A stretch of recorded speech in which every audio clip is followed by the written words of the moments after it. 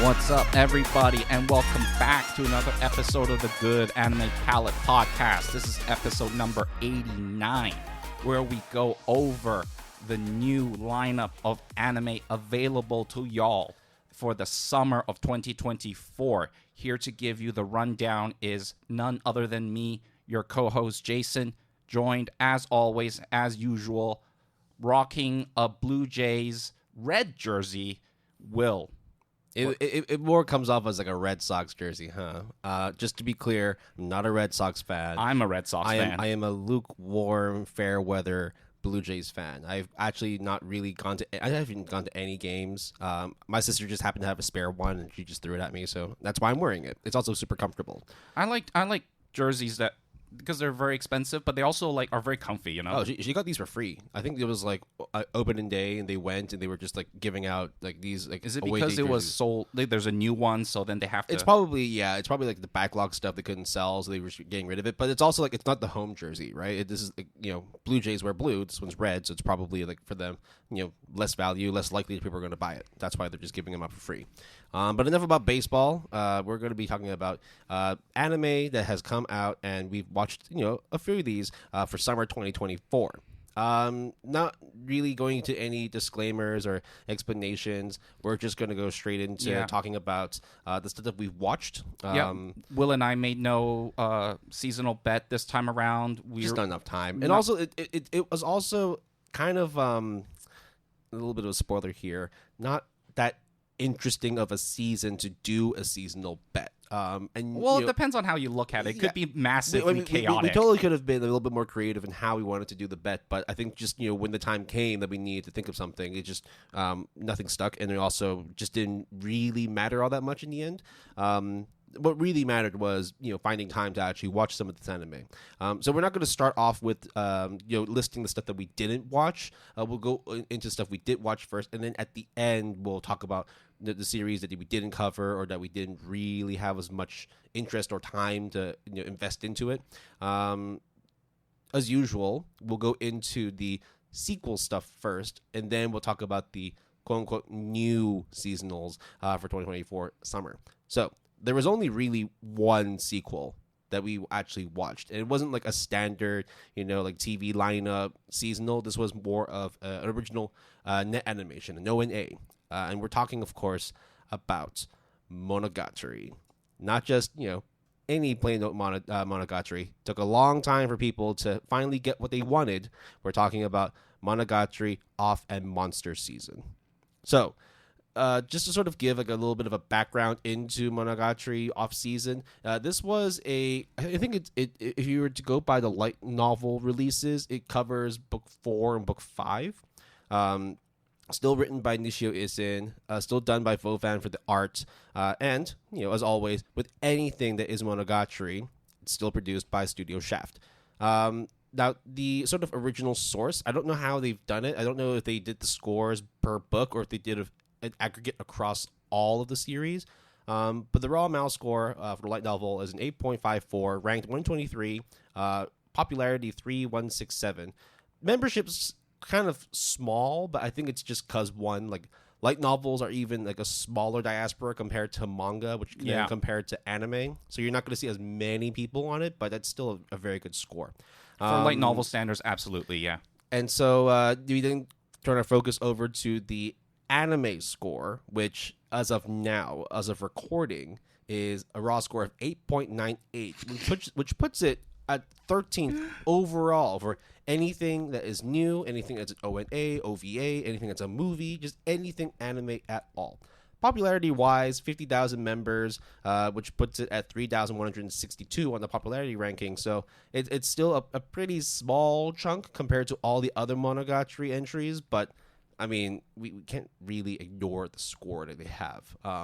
What we should do, though, is, of course, go into what off season and what monster season are all about. Oh yeah, and just in case you guys are wondering, if you don't want to know exactly what off season is about or anything that precedes it, don't listen to this part, because it's quite important that you have a lot of background information going into off season, because it's like a sequel of sorts. I mean, spoiler check right now then? Yeah. All right, 5 seconds spoiler check.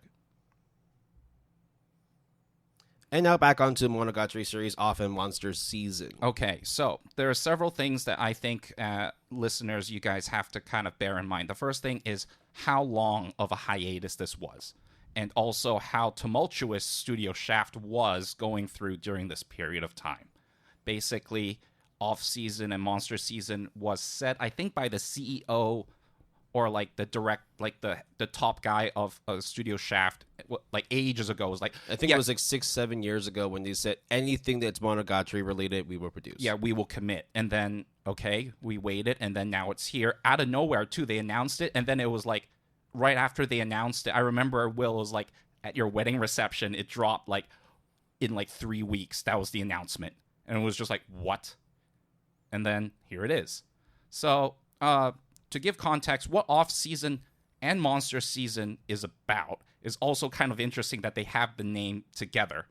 Off-season is essentially, as the name implies, off, is like the miscellaneous stories that is intertwined with the original parent story of Monogatari, which is, I guess, season 1, season 2, and the finale. Yeah. So what I understand is that off-season is more covering essentially the part where the main character, I forgot his name already. Araragi. Araragi graduates. And then it's kind of more focused on like the side stories of each individual character that, whether or not they're still cursed with those monsters or whether they are now, living with it, living without it, and kind of just seeing how their lives transpire post-graduation. I think Monster season is more focused on the monsters themselves. Like the sequel. Monsters is the sequel. Off-season is basically, you don't see Araragi. That's the whole point. It focuses on everyone else. And then Monster season is like the real sequel after graduation. When he's in college. Yeah, correct. Yeah. So that's what's it about. And I think there's a couple episodes already out. And I watched one episode. Me too. Yeah. But I watched the beginning of the second episode, so I know who it concerns. Yeah, it still follows the same kind of formula in which like every story block kind of takes anywhere from like 1 to maybe 4 episodes covering that specific character and all the ancillary characters around them. So you kind of know what to expect with anything that's Monogatari related. Yeah. And off-season, if you go by light novel like what the light novel adapts, is very short. And Monster is like a massive chunk. Yeah. So I don't know the episode count, rumors or otherwise, but it says Off and Monster season, and there's always that commitment from the head of Studio Shaft at the time. So we're probably going to get all of it at some point. Yeah. I mean, like, Nishio's still writing more Monogatari books, right? Yeah. So it's not just going to be, just to recap, there's Bakemonogatari, Nisei, Neko Black, Neko White, Kabuki, Otori, Oni, Koimono, Hana, Suki, Owari 1, Owari 2, Zoku Owari. There's also Kizu Monogatari, and now we've got Off and Monster season. Now, I wanted to sort of maybe, rather than talking about the plot, because you know what's going to happen, which is you probably don't, but... And we can't describe it really, because even if we describe the plot, it's like, you got to see it to believe it. But at the same time, I think the people that have already seen it, I mean, the fact that it's sitting at an 8.98 is, one, extremely insane, but also, like, two, okay, I feel like... I think it's a bit of, we've waited, that's why it's so high. Yeah, it's been, like, what? I think, like, 2017 was when Kizu Monogatari came out, so it's been 7 years now. I know that, when that movie came out, like, they were in the middle, like, Nishio was in the middle of writing book 4 or book 5. So that might have been why it took a while for, Off and Monster season to come out. But, yeah, I think just the long wait for people wanting to get more of this, this Monogatari, right? That's probably what pushed the score. Will it stay there? It probably will, because I don't think, like, Monogatari is one of those series where people want to review bomb or just go in there and, like, fuck shit up. Like, if it stays at an 8.98, you have to sort of understand the context as to why it's so high up. But nonetheless, I think it's still a great achievement for just one particular, like, anime database, right? It's not representative of how successful it really is, because if you're not on the production committee, you probably don't know. Yeah. But so far, like, I watched it. I enjoyed it. It's Monogatari. Yeah. There's nothing. That's both the good and the bad thing about it. It's the same style, the same flair, the same voice actors and actresses.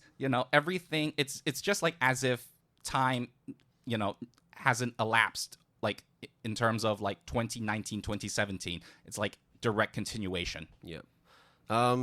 Yeah, that's pretty much the only real sequel that we watched. We're not going to go over the stuff we didn't watch. We'll just leave it at the end and discuss why we didn't cover it or why we were just not that interested to get into it.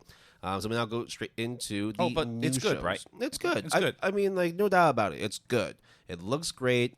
My issue, I guess, there is that, like, it kind of just looks like 2017, 2014 Shaft.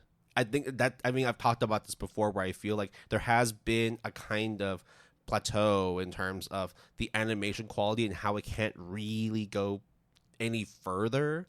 Yeah. So, but again, it's Monogatari, it's Shaft. Like, you would expect it to look exactly like how it would have looked 5 years ago, 10 years ago. And I think a lot of it has to do with its style, right? Rather than they didn't have the money or the budget or the 3D CGI. I mean, some of the 3D CGI is purposefully look terrible on purpose. So it's like either you see that as like hokey or you see that as, oh, that's just how it is. Well, I also think that, if they were to up the ante in terms of animation quality, I think that actually might be a bit attractive. I think people people would probably notice that immediately, right? Like, just keep things consistent and never like let down the audience. Just be like, you guys wanted more Monogatari, right? I know we're late by 7 years, but here you go. Here's some Monogatari. I mean, what was the 3 movies? The one about Qeeo. Yeah, Qeeo. I mean, that one is distinctively different from the rest of the movie level production. Yeah. Yeah. So that was understandable. But even then, the aesthetic change, even though I liked it, and I think a lot of people did, a lot of people was also like, hey, what the fuck, man? Why did you change the wheel when it ain't broke? So you're never going to please everyone. So let's move on. Yeah, just a little quick aside. No, we're not going to be talking about Oshinoko Season 2 because you're probably going to watch it anyway. And we will probably watch it anyway. Yeah, so we'll leave it to the end to discuss why we haven't got round to it. So going into the new shows of summer 2024, starting off with something that Jason has watched, I Parry Everything, based on an ongoing light novel series of the same name by Nabashiki, who did the story, and Kawaguchi, who did the art, published in English by J Novel Club, and also got the English manga adaptation done by J Novel Club. Original score for the manga adaptation is a 6.47, quite low, even by manga standards.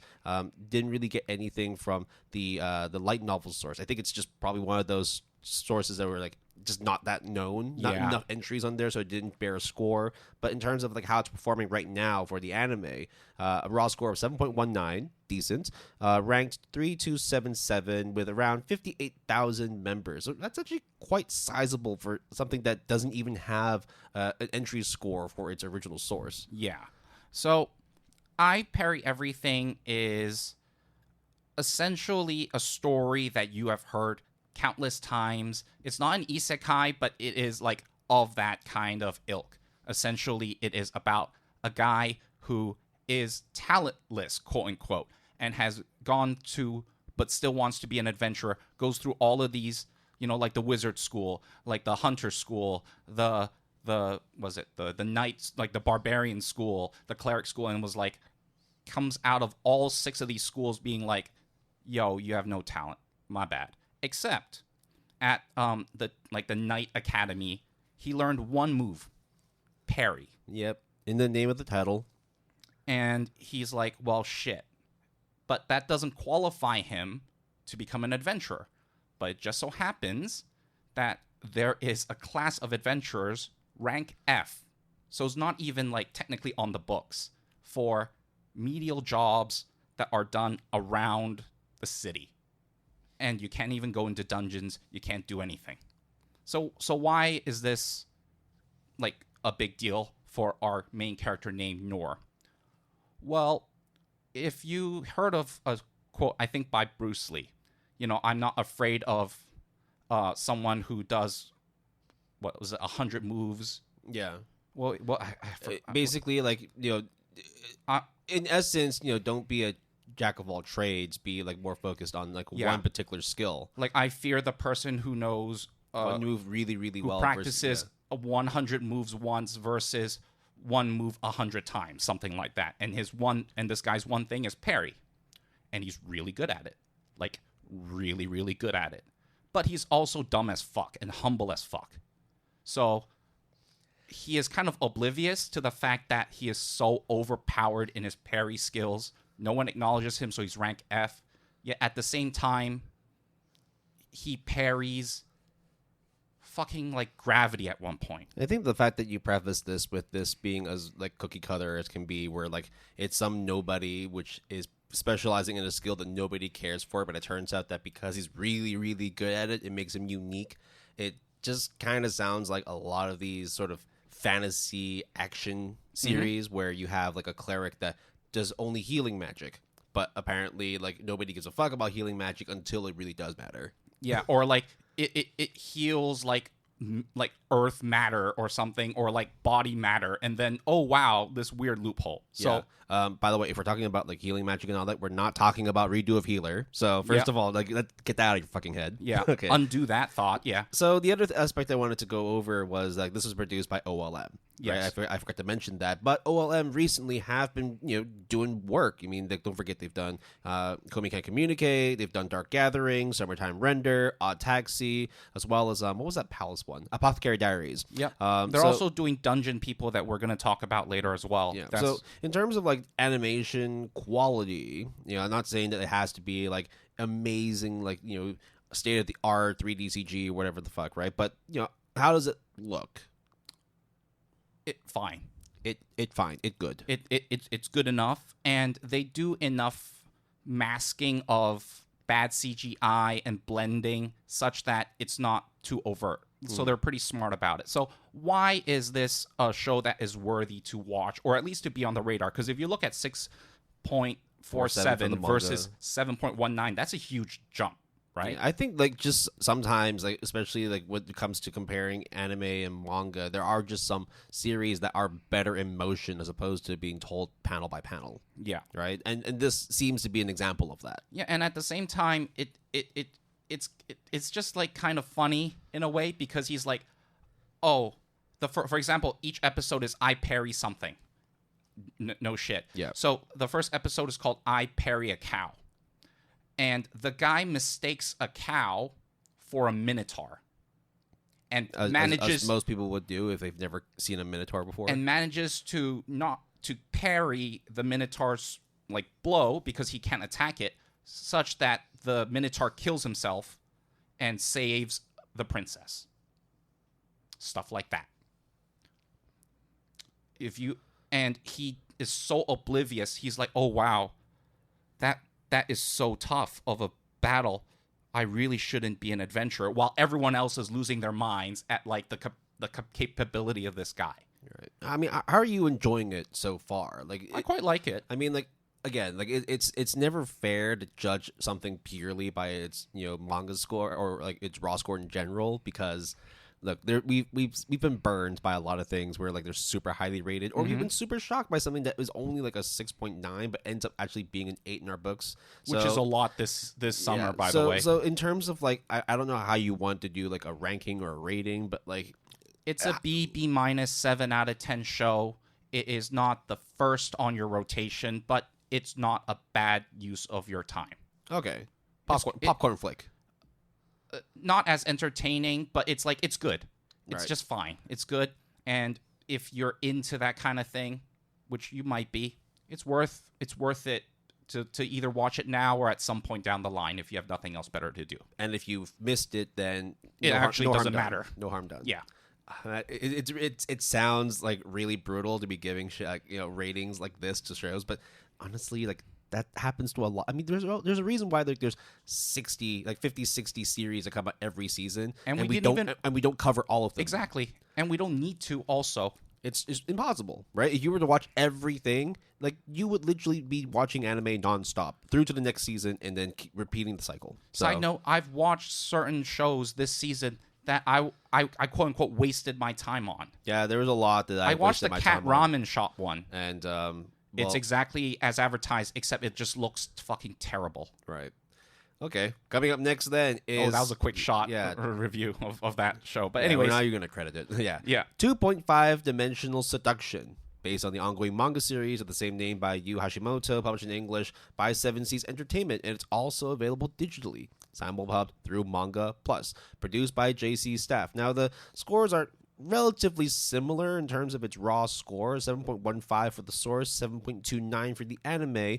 Not going to go into like the popularity rankings because it's good enough, you know. Okay, so Will, let me tell you my experience with this IP. So you actually watched it, right? No. Oh, but you know. I watched the first 3 minutes of it. Right. So I first Google image search the manga covers, and I was like, okay. And then you said it is like a My Dress Up Darling knockoff, and I was like, okay. And then I watched like the first like 3 minutes, and then the OP, and then I was just like, I'm good. I know what this is. Yeah. So I want to preface this. I tend to not really like doing like the whole anime for anime comparison because it's just not fair. Yeah. They're two completely different things. And at the same time, it's also like you then go into a certain series with different expectations. If you're like, oh, like if it's like this series and it should give me that kind of feeling or that kind of experience, and then whether or not it meets that expectation, it either falls flat or it over exceeds or it's just the same. But I kind of wanted to go in with like I went in with like no preconceived notions of what this is all about, other than the fact that it's about an otaku, that named I think Okumura. Yeah, I think Okumura, or yes, because he's the president of the school manga club. You know, typical otaku, very, very much infatuated with 2D characters, you know, through manga, through anime. But when the school year starts all over again, he comes across Ririsa, who is a 3D girl. And, you know, really... An IRL girl, man. really wants to join the cosplay club. Join in the club through her passion through cosplay. And thus, that's why you have the name 2.5, bringing to life a 2D character through a 3D IRL girl. And shenanigans occurs where, you know, the girl ends up, you know, cosplaying and dressing in relatively, you know, mundane, normal cosplay through to incredibly borderline fetishist kind of stuff. That's where the seduction part comes in. And this is why, like, whilst I said I didn't really like doing anime to anime comparisons, I could not help but feel this is kind of following the same story beats as My Dress Up Darling. Of course, like, the romance dynamics are going to be different. The character representations are completely, like, you know, not the same. It's not apples to apples at all. So how is the chemistry between the essentially the couple? I think the problem is because there's only been like 1 or 2 episodes out. Like, you really can't determine. I mean, even like with like Komi Can't Communicate or with My Dress Up Darling, it does take a while. I mean, that's what chemistry is, you know, between 2 characters, right? It's never going to be an instant reaction. Not like, you know, 100 girlfriends who really, really, really, really, really love you, right? Exactly. So it's a slow release, and the main point of focus in this is, of course, the cosplaying, the fan service, right? And so the culture. As if you couldn't get enough of it from My Dress Up Darling, you're gonna get even more of it with 2.5 Dimensional Seduction. So, but I don't think it looks as clean and pretty as. Maybe that's also not a fair comparison either. Again, that's why the comparison part is not. I just caught fair, myself. right? Yeah. Right? Because if you're going to be comparing things, it's going to be like, well, the action was much better in Bleach 1000-Year Blood War than it was, 50 years ago. It's like, yeah, of course, there's a reason for it. Yeah, I caught myself. I'm sorry about that. But you can't help but be like, I also you see the parallels because it's so closely connected in terms of similarity. Yeah, right? the way that the characters interact, the core component of it, which is dressing up, cosplaying. One has no illusion as to the whole cosplay thing, but with 2.5 Dimensional Seduction, you kind of have an idea of what it's alluding to. Right. I don't know. It's you're gonna find a trend this summer, which is it's the summer of love, 2024. There's a lot of romance. There's a lot of risque. There's definitely a fair amount of ecchi, and way more harem than I've seen in previous summers. Yeah. Especially that's getting a lot of attention too, all at once, right? Yeah. So, do you think this is good slop, though? It's hard because of the fact that there's so many romance series this season, right? If I was to just look at 2.5 Dimensional Seduction, there are really just two things that you care about. One, the fan service, and two, the character dynamics. What about the 0.5? I mean that's the goddamn. I mean that's in itself a bit meta, right? The cosplay itself is already a 0.5. I got it. Right? I got you. So let's say that you really wanted to just watch some DGen stuff, right? There are other DGen series out this season. If you really wanted to watch romance, there are other romance series. If you want something that's a bit middle of the road between the two, I guess this is where it is. This is 2.5 Dimensional Seduction. I don't personally want to recommend it because I like certain romance. It's just not necessarily the thing I gravitate towards.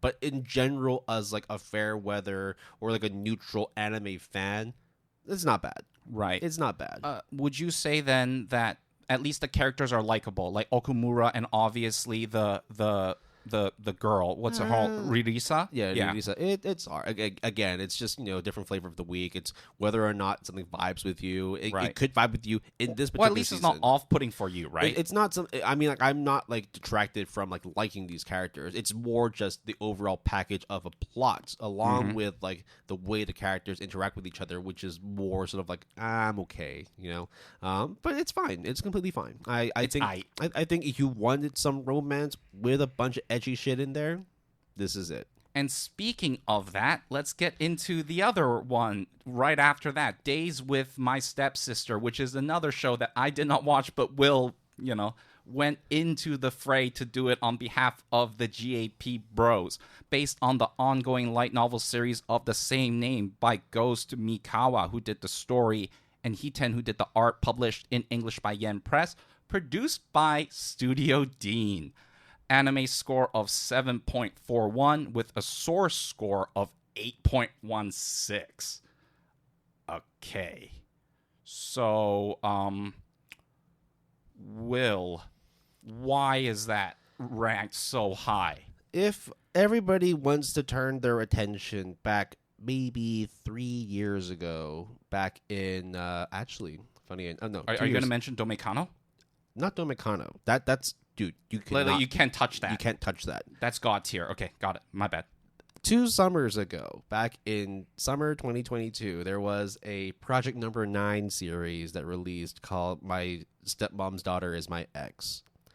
And it kind of gave me those kinds of vibes where you just have like this weird kind of relationship dynamic, which is one, familial, but also romantic under the same roof. And, they have certain traumas that they carry as a result of, their parents' own divorces, their own difficulties. And so, therefore, as much as there is attraction, whether or not it is on the surface or if it's more, deep-rooted, they try and, have respectful distance between the two. But when things kind of boil over, when they find out that actually there's a lot of common things between them. Well, they're kind of like into each other.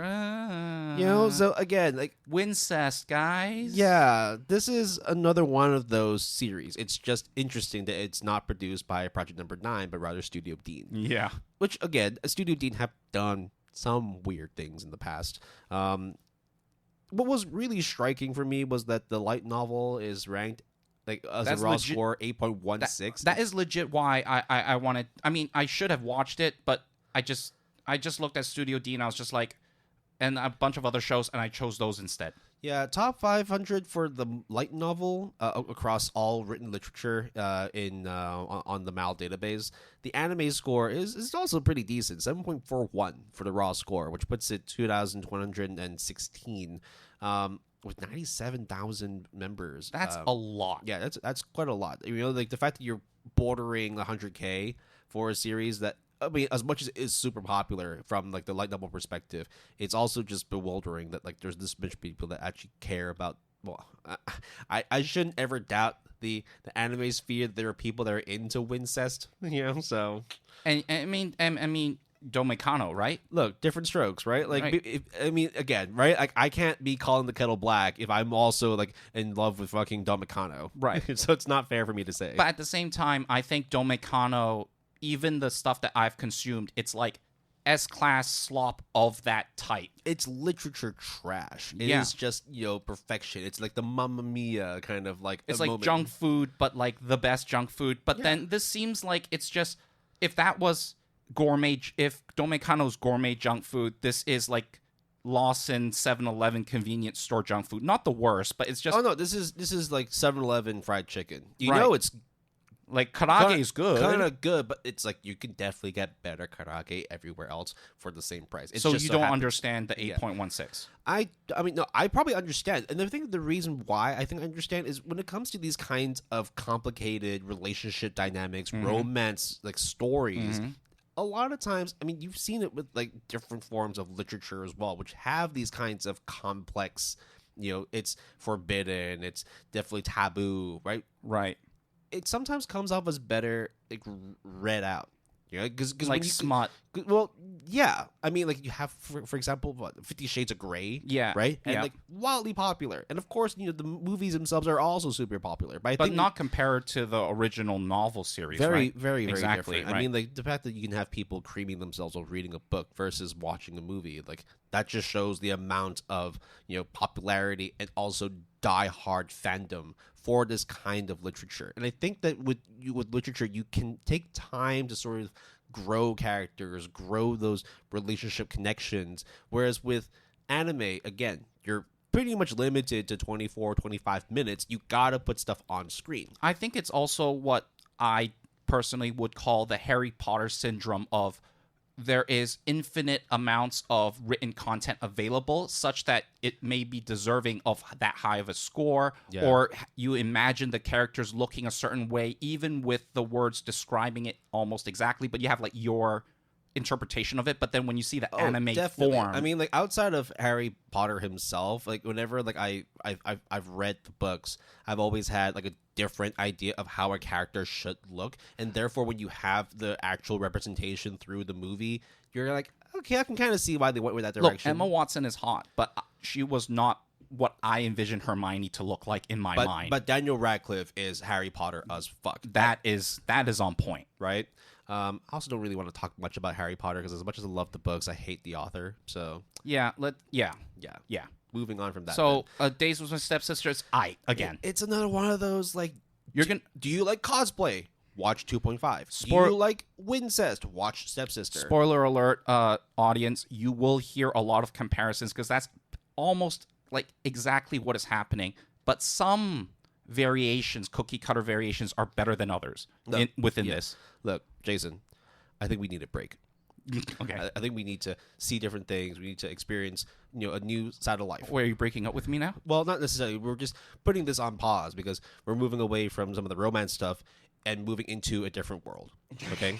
We're going to be no longer allowed into the world. Yeah, we did it for our ASAP. Yeah, so as always, we have to give the stats, right?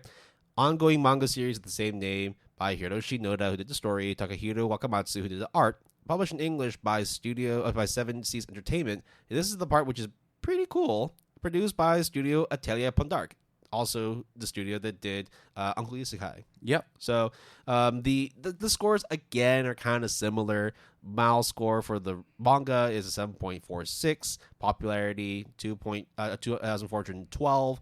The the anime is 7.23 raw score with a popularity of 2,396. Like outside But here's the thing: 82,000 members. That's a lot, dude. For what I thought. I mean, it's Isekai, right? Yeah. Okay. Yeah. I think that's probably what it is. And also, like 8,579 for the manga is decent. I mean, we were also saying that like 2.5. Actually, no, 2.5 Seduction had like way more. Yeah. But yeah. Well, because it's ecchi, right? Yes. So just to give everybody like a recollection of our thoughts on it when we talked about it for one of our ASAPs, I read a bit more ahead to probably where season 1 of the anime will end. Yeah, I read volume 1, so that's probably like what, episode 6, episode 7, like the halfway point. Like No. two volumes would be. I would say like four episodes. like do you 4 think? episodes. Yeah. I think it's fine. Again, it's fine. It's not the same as like reading Windbreaker and then watching Windbreaker and having two completely different experiences. Yeah, like that one. Or like Go-Go Loser Ranger. Exactly. Right? Those ones, like, again, like when you move from still frames to like fluid animation, the experience varies wildly. Whereas this one, I think like what you see is kind of what you got from reading the manga. What I will say, though, in praise of the adaptation is the voice actors and actresses really do sell their roles. Like, the depressed poet really does sound like the depressed poet. The ecchi, well-endowed elf priestess really has that kind of voice that lends itself to that archetype. The cat girl clearly has the cat girl voice. It's fine. And if how many nyas did she give out? Some people will say too much. Some people will say not enough. So how many nyas out of 10 would you give the Neko girl? Like a 6 I'm no nyas? longer allowed to answer that question. So I think like with the lukewarm score, right? 7.23 again, whilst decent, I think it kind of gives you a bit of a conundrum of whether or not this is something that's worth your time. I think if you like the subversion, one thing that I think No Longer Allowed in Another World does that is somewhat different than other genres of isekai is it's a subversion of the isekai genre, because our main character is not your typical heroic main character, one with a sense of justice and purpose. He is a depressed poet that has almost no skills but is overpowered and doesn't really care, but really cares about humanity and the condition of man and his manuscript and everything. So if you're into that, good. This show is worth watching. But other than that, I don't think that premise or that hook will get everyone interested. And I think it's fine. It certainly has enough people interested, right? Again, 82,000 members just on Mal alone is pretty decent. So I'll be interested to see what the score is when it finishes. Yeah. Because I think a lot of all of the shows that we're going to talk about, minus a couple, will have dramatic changes. Yeah. Dramatic changes. So we go into the first original that we're going to be discussing today, Mayonaka Punch, an anime original produced by PA Works. PA Works, well known for making a lot of original works. The score at the moment is pretty much as flatline as can be, is 7.08. I think we've noticed a recent trend with like most originals that have come out in the past couple of years that they hover around the 7, borderline 8. This is a bit on the lower end. So I'll just quickly read the synopsis. It's about a former member of a popular YouTuber group, right? YouTuber, not YouTube. Yep. So her name is Masaki, and she was a member of the Harikiri sisters. However, she suffers a setback in her career, which unfortunately was actually her just getting fired whilst live streaming.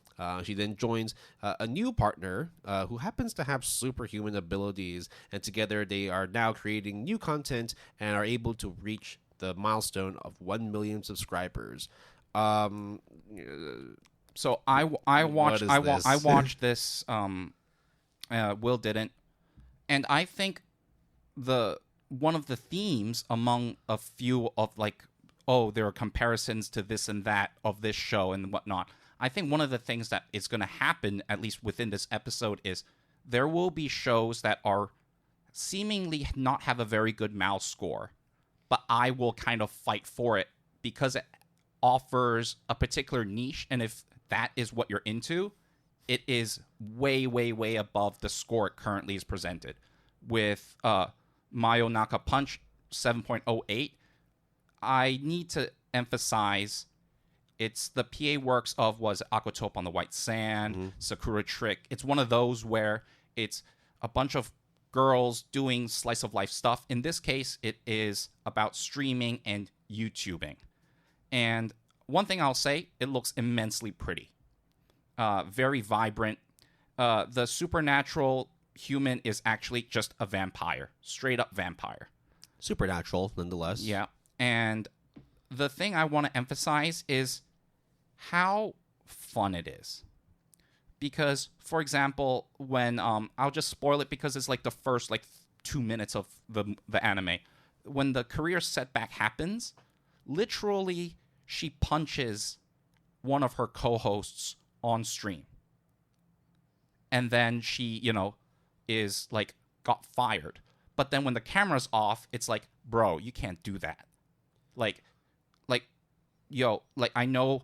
And then they start talking like business people. Like they don't hate each other. They even live together under the same roof. But they're like, bro, we gotta cut you out, man. Like, you can still live here. We're still friends, but you fucking punched me, bro. You're out of the YouTuber house. Yeah. No, you're not. But you're out of our streams. Yeah. And then there's like the streamer culture of like the stalker, the streamer culture of the obsessiveness, the streamer culture of, oh, I'm here for an interview to be the new member, but actually I am streaming live right now so that I can get popularity hits. It's very reminiscent of that culture. Right. So 7.08. It's an okay score. Yeah. Right. I mean, as far as, we want to do like Mal rankings and whatnot, a 7 is pretty much like as middle of the road as you want to be with an anime. Why the low score, do you think? I mean, like, again, it's still decent, but compared to like the other stuff we've talked about, right? Like 2.5 Dimensional Seduction, Stepsister, those ones are like mid 7s. I think a lot of shows that are ranked a bit lower right now is because there are slow burners. This is an anime original, so literally there is no source to base off of. I'm also just wondering if maybe like when covering like streaming culture that it's probably a bit late. In the sense that, like, streaming culture has been around for, like, well over 12, 15 years now, right? I mean, how long ago did Twitch start? Like, and again, we're just talking about Twitch, right? We're not talking about, like, other streaming platforms that are, like, from China, from Japan, from Korea, right? So, do you think maybe it's just because, like, that sense of familiarity is, like, long gone? People already, like, know about it, so it's not as connecting for them anymore? I mean, there's literally an anime airing right now that talks about VTubing. Yeah. That is like a 7.2 something, which I watched, and we could talk about it later on. I would suggest you watch that too. I think it's good, it's fun, but whether or not it sticks the landing, I literally do not know because it's an anime original. But so far, it looks like it's shenanigans. Mm-hmm. And they at least portray the culture of streaming and stuff, not only in an accurate light, but in like a comedic slapstick light, such that like, when I watched it, I thought, I was like, yeah, it's pretty good. That was it. I mean, does it give you that kind of vibe? Like, because it wasn't that long ago where you were also not so much defending, but more sort of praising another anime original, which was Train to the End of the World. And that one where, like, despite the score being of, like, a 7.3 in the beginning, it's now sitting at a 7.42. You were pretty gung-ho about it as well. You were like... Because there was mystique behind it. There was, like... It's like Lost in the sense of like the live action TV show of like there are questions that like are kind of cryptic, whether or not they the reveal was worth it or not. That's for you to decide when you watch it or don't watch it. But with Mayonaka Punch, is more straightforward. Mm-hmm. Of you see what you're seeing is what you get. Right. You just get more of it. You might get more chemistry between all the characters, and it might be more fun. Right. Well, that's Mayonaka Punch. Moving on to the next entry, which is Atri, My Dear Moments, based on the visual novel of the same name. We haven't seen the visual novel adaptation in a while, actually. It's done by Front Wing and Makura. The anime is produced by Studio Troika. There's going to be no mouse score because you still don't have visual novel entries on my anime list. But for the anime, sitting at a ranking of 2, 3, 4, 5, raw score 7.38, 44,000 members. Decent. So, this was a show that completely came out of nowhere, and then I decided on a whim to watch the first episode. And what I can kind of say is this right away is going to be a cry fest. This is going to be those kinds of Clanad, Violet Evergarden, Your Lie in April emotional kind of situation. Because it takes place in maybe a not so distant future where the sea level rises and engulfs basically planet Earth. and our titular main character has lost his mother and his leg, in an accident, and has inherited his grandmother's debt, who's a scientist. Then he decides to, grab a submarine, because that's a thing, to go into the depths of his grandmother's laboratory to pay off her debt, and finds a lolly robot. So just to be clear, you did say titular character. I thought Atri was the titular character, who was the robot. Yes. Yes.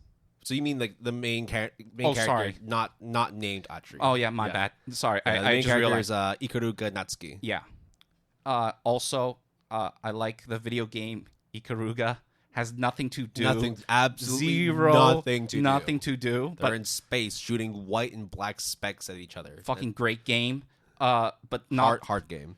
I love the game. This visual novel though, it's very clear it's going to be a tearjerker. Like super clear it's going to be a tearjerker. I don't know what else to say.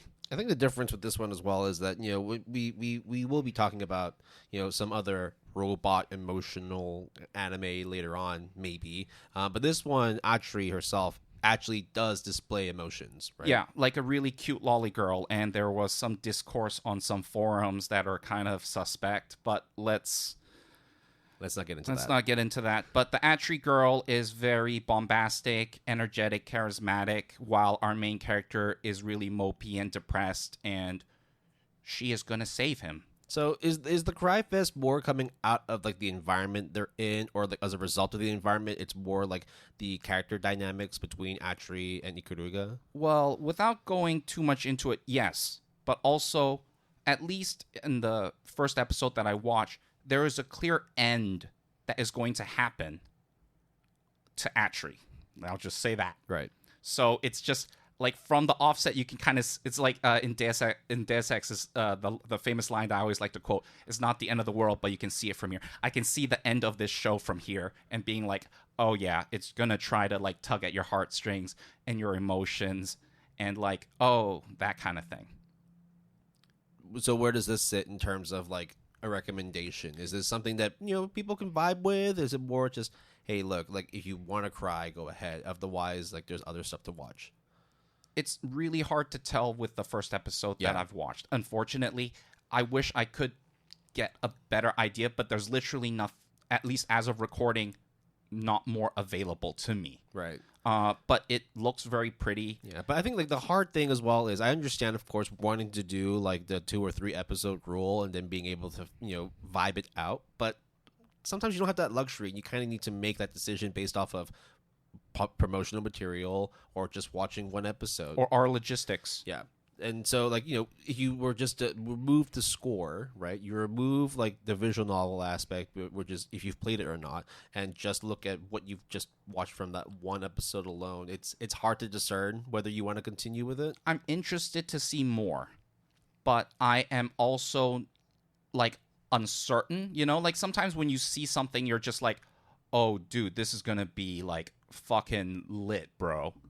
Like, even if it's, like, a tearjerker thing, right? Like, with Violet Evergarden, right away, you're hooked. Yep. And it's going to be an emotional roller coaster. But you don't know off the offset, at least with me with Atri, whether or not it would sell me on that. But it's a decent first episode.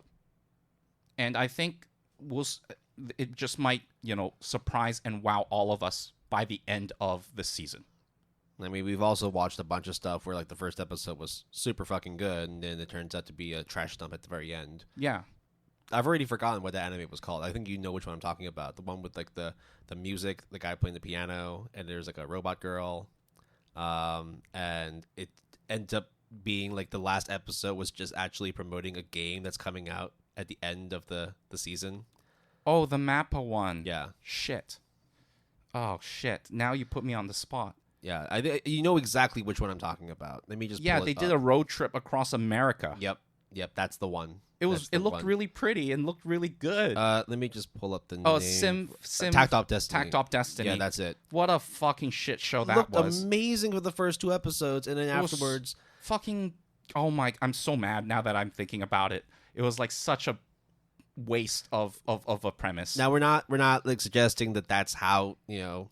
It's not even the same tone Yeah, for we're not Atri. saying that that's how Atri's going to go, because one is an original, the other one is an original music project, and this one is an adaptation of a visual novel. So technically, you can check the visual novel spoilers if you really want to know what's it all about, I guess. Yeah. But But at that point, like, I think you have that issue of, if you've played the visual novel, then what's the point in watching the anime? Much like how a lot of people had issues when the first Fate Stay Night came out. Mm-hmm. It's a decent first episode, such that it at least convinced me to keep watching. But it's not like very necessarily incredibly gripping or engaging. It's just good. Yeah. We're closing in on the hour mark, so maybe we'll do one more entry and then we'll take a break. The last entry we'll talk about for the first half is Dungeon People, something that Jason has watched, based on a manga series of the same name by Sui Futami, who did the story and art, published in English by Seven Seas Entertainment. This is the other series this season that Jason mentioned that has also been produced by OLM. The scores are pretty much carbon copies of each other. Raw score for the source is a 6.78. Raw score for the anime is a 6.74. Will, do you remember an old school PC game called Dungeon Keeper? No, not at all. Well, I played it and I really loved it. Dungeon Keeper is a top-down kind of real-time strategy game where you build your own dungeon and heroes and enemies come, and you can even have an ability where you play as one of the demons killing, the invaders coming into your dungeon. And the whole point is to earn money by killing adventurers. So Dungeon People is essentially that, but not as bloody. We have our main character, who is... Jesus Christ, when you're talking about Dungeon Keeper, that game came out in 1997. Yeah, I know. I dated myself there. I could barely read at that point. Yeah, I know. So Clay, our main heroine, she is really powerful and goes into the dungeon, and by happenstance kind of breaks a wall and reveals, like she was fighting, then breaks a wall and was like, wait, why is there a bedroom in there? The fuck? And then the Minotaur kind of like freaks out, and it's like, oh, you didn't see that? And she was like, whoa, what the hell? Then all of a sudden a little girl, lolly girl, shows up with like a staff. It's like, oh shit, okay, let me figure this out. And then Clay is like, who are you? Do you know like what happened to my father, that he got lost in the dungeon somewhere and I never saw him again? And she's like, yeah, about that. Like, well, I'll tell you what, if you could defeat me, I'll tell you. And she couldn't defeat her. And then she wakes up in like a normal bedroom, and that little girl is like, okay, so I am in charge of running this dungeon, and I want to hire you because you're really powerful to help me run the dungeon as well. And then you see the literally behind the scenes workings of dungeons. For example, they even talk about how they have to regenerate low-level creatures, so for the adventurers to attack. So how do you generate that much low-level creatures? How do you feed all of the people that are your, like the high-level creatures? Because there needs to be a dormitory, there needs to be a canteen. The Minotaur that Clay almost murdered is literally standing there and talking to her as if it's like co-workers. Oh shit, what is in that treasure chest on like the 4th floor? Oh, they took it already? Shit, we have to replenish it. So we have to order more like broadswords to fit in that chest. That is the premise of Dungeon People. It kind of just sounds like a slice of life. It is. Sit in a dungeon. It is. Even though the genre tags are adventure, comedy, fantasy. And it is kind of funny, but in a lighthearted kind of way, because it's kind of tied into this whole, like, how would you run a dungeon? Well, despite the low score, like, where does it sit for you? It's a 7.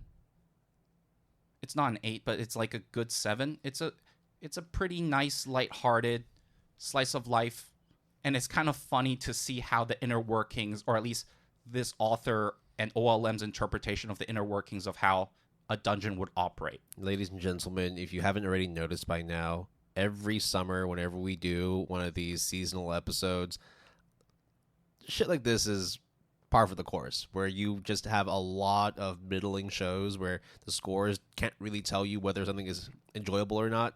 And if you haven't heard all the stuff we talked about for the first half, minus Monogatari, everything is sitting at like a high 6 to a mid 7. Yeah. It's really hard to discern. Like, that's why we're trying to do our best to be able to sort of give you an idea of what's worth watching. Whereas when we're actually watching it, we're at that dilemma where, like, we don't even know if we want to continue watching this shit. I don't think it's, because I read the manga, I don't think it's a bad show. That's the issue. But is it a great show? No, it isn't. And, like, that's the part where you have to be honest, right? So I think it's a show that you should see if you're into. Give it a chance. Give it a chance. Yeah. Because it at least it's like kind of funny and interesting to see at least their interpretation of how you would run a dungeon, how you have to keep things secretive, how does it work with the Adventurers Guild and everything. And if you're into that kind of dry stuff, which we will talk about later too with certain other shows. If you're into that, that's why a lot of people don't like it. But if you are into that, it's like good. And that's why I think Dungeon People is aight. Okay. Well, that wraps up the first half of today's episode. We're going to go on to a break, and then afterwards we'll be covering the rest of these summer 2024 seasonals that we've been watching. Until then, stay tuned.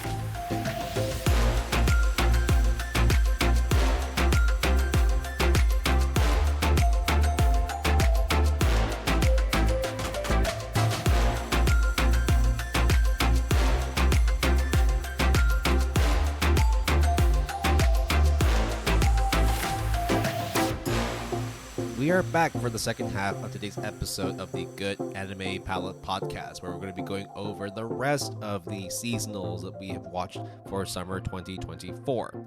So, let's change things up and start talking about things that we actually did really enjoy, or maybe not. Who knows? With the way that the summer has been, sort of evolving, it's kind of hard to be able to just, with one or two episodes, figure out if there is something you want to watch. But we'll do our best to be able to give you as much information as we can, to give you, a bit more of like a decisive sort of decision in terms of like whether or not something is worth committing your time to. And right now we're going to talk about one of the shows that is above an 8. For the first, outside of Monogatari, right? The first time that we have been talking about a new show that actually has a score over an 8. Alya sometimes hides her feelings in Russian, based on the light novel of the same name by Momoko, who did the art, and Sun, who did the story. Published in English by Yen Press. English manga adaptation done by Kodansha USA and K-Manga. This series is produced by Doga Kobo. They've been on a pretty good ride recently, so they got bought out by Kadokawa. Yeah, I remember you told me about that. But let's not talk about business acquisitions and all that. Let's talk about this anime series. The raw score for its original source is 8.17, and would you believe it? The raw score for the anime is 8.16. Could not be any different. Their rankings are pretty much spot on, and they're around the 450 mark. Popularity as well, similar in around the 1,200 mark. So brace yourselves though for the amount of members. Yeah, so to be able to get to 1,261 popularity for anime, it meant that it also had 192,659 members for the anime entry. Insane. It is insanely popular. Is it insanely good? Well, that's for you to find out and for us to try and explain. So, Alya sometimes hides her feelings in Russian, follows a half Japanese, half Russian girl named Elisa Mikonova Kujo. She's, fair skinned, well loved, very, very mesmerizing, pretty much like the star pupil, the idol of the school. Right. And she's basically that kind of like, she's the popular girl. She's captured the hearts of countless male students, but, she's obviously, keeping to herself. She has that persona, which makes it seem that she's not that friendly, not that easy to get along with. However, there is one exception, which is the classmate that sits right next to her, Masachika Kuze, who is just a dude. Just a dude. Just a dude, Just man. a dude, man. You know, he likes to watch anime and play gacha games. Oh, I got a 10 pool, that kind of thing. So the way the story plays out is every time there is any sort of interaction, they speak in Japanese. I mean, just because she's half Russian doesn't mean she can't speak Japanese. She's completely fluent in it. But whenever she has something that kind of is like a comment or a jab at a fellow student, particularly with Masachika, she speaks in Russian, like a Freudian slip. However, it's not as clear cut as her just saying, "Oh, I'm like cussing you out in Russian." No, she's actually saying words of affection, of lust, of romance in Russian. Now, because Flirting. she doesn't want people to find out. That's why she says those thoughts in Russian, despite saying it to his face. However, and this is also kind of disclosed very early on, Masachika understands Russian. And so every time she has an aside and does her little quick jabs of Russian, he knows full well what her intentions are. However, he can also not let her know that he knows Russian. Because that would be fucking embarrassing. Lest, the relationship dynamic they have falls apart. So this weird pair have these kind of exchanges of like playful jabs at each other. But of course, with these kinds of shows, their emotions, their connections, and their romance starts to grow. And who knows? Is Masachika able to finally disclose that he understands Alisa's emotions? Why does he know Russian? Does Alisa finally have the ability to express herself fully and not hide her emotions in Russian? That is the story of Alya sometimes hides her feelings in Russian. Okay, Will, this is a very important question, and I'm actually serious about this. How many episodes did you watch? 1. Okay. This is important in this particular instance because the first episode is essentially the setup of the premise, which is exactly how we described it. But, you add in more fan service. You add in some lot of fan service. You add in like the bunny girl senpai-ish kind of banter with each other. Like it's not awkward per se, minus like the Freudian slip in Russian thing. Like the banter between the two main characters are good. But the issue is this. You might think like, oh, that's just like, like a Takagi-san kind of thing. Or like the girl who forgot my glasses kind of thing. Until you get to the second episode. Because once literally the first minute of the second episode actually lays out the real premise of the show. And I'm not lying. Because...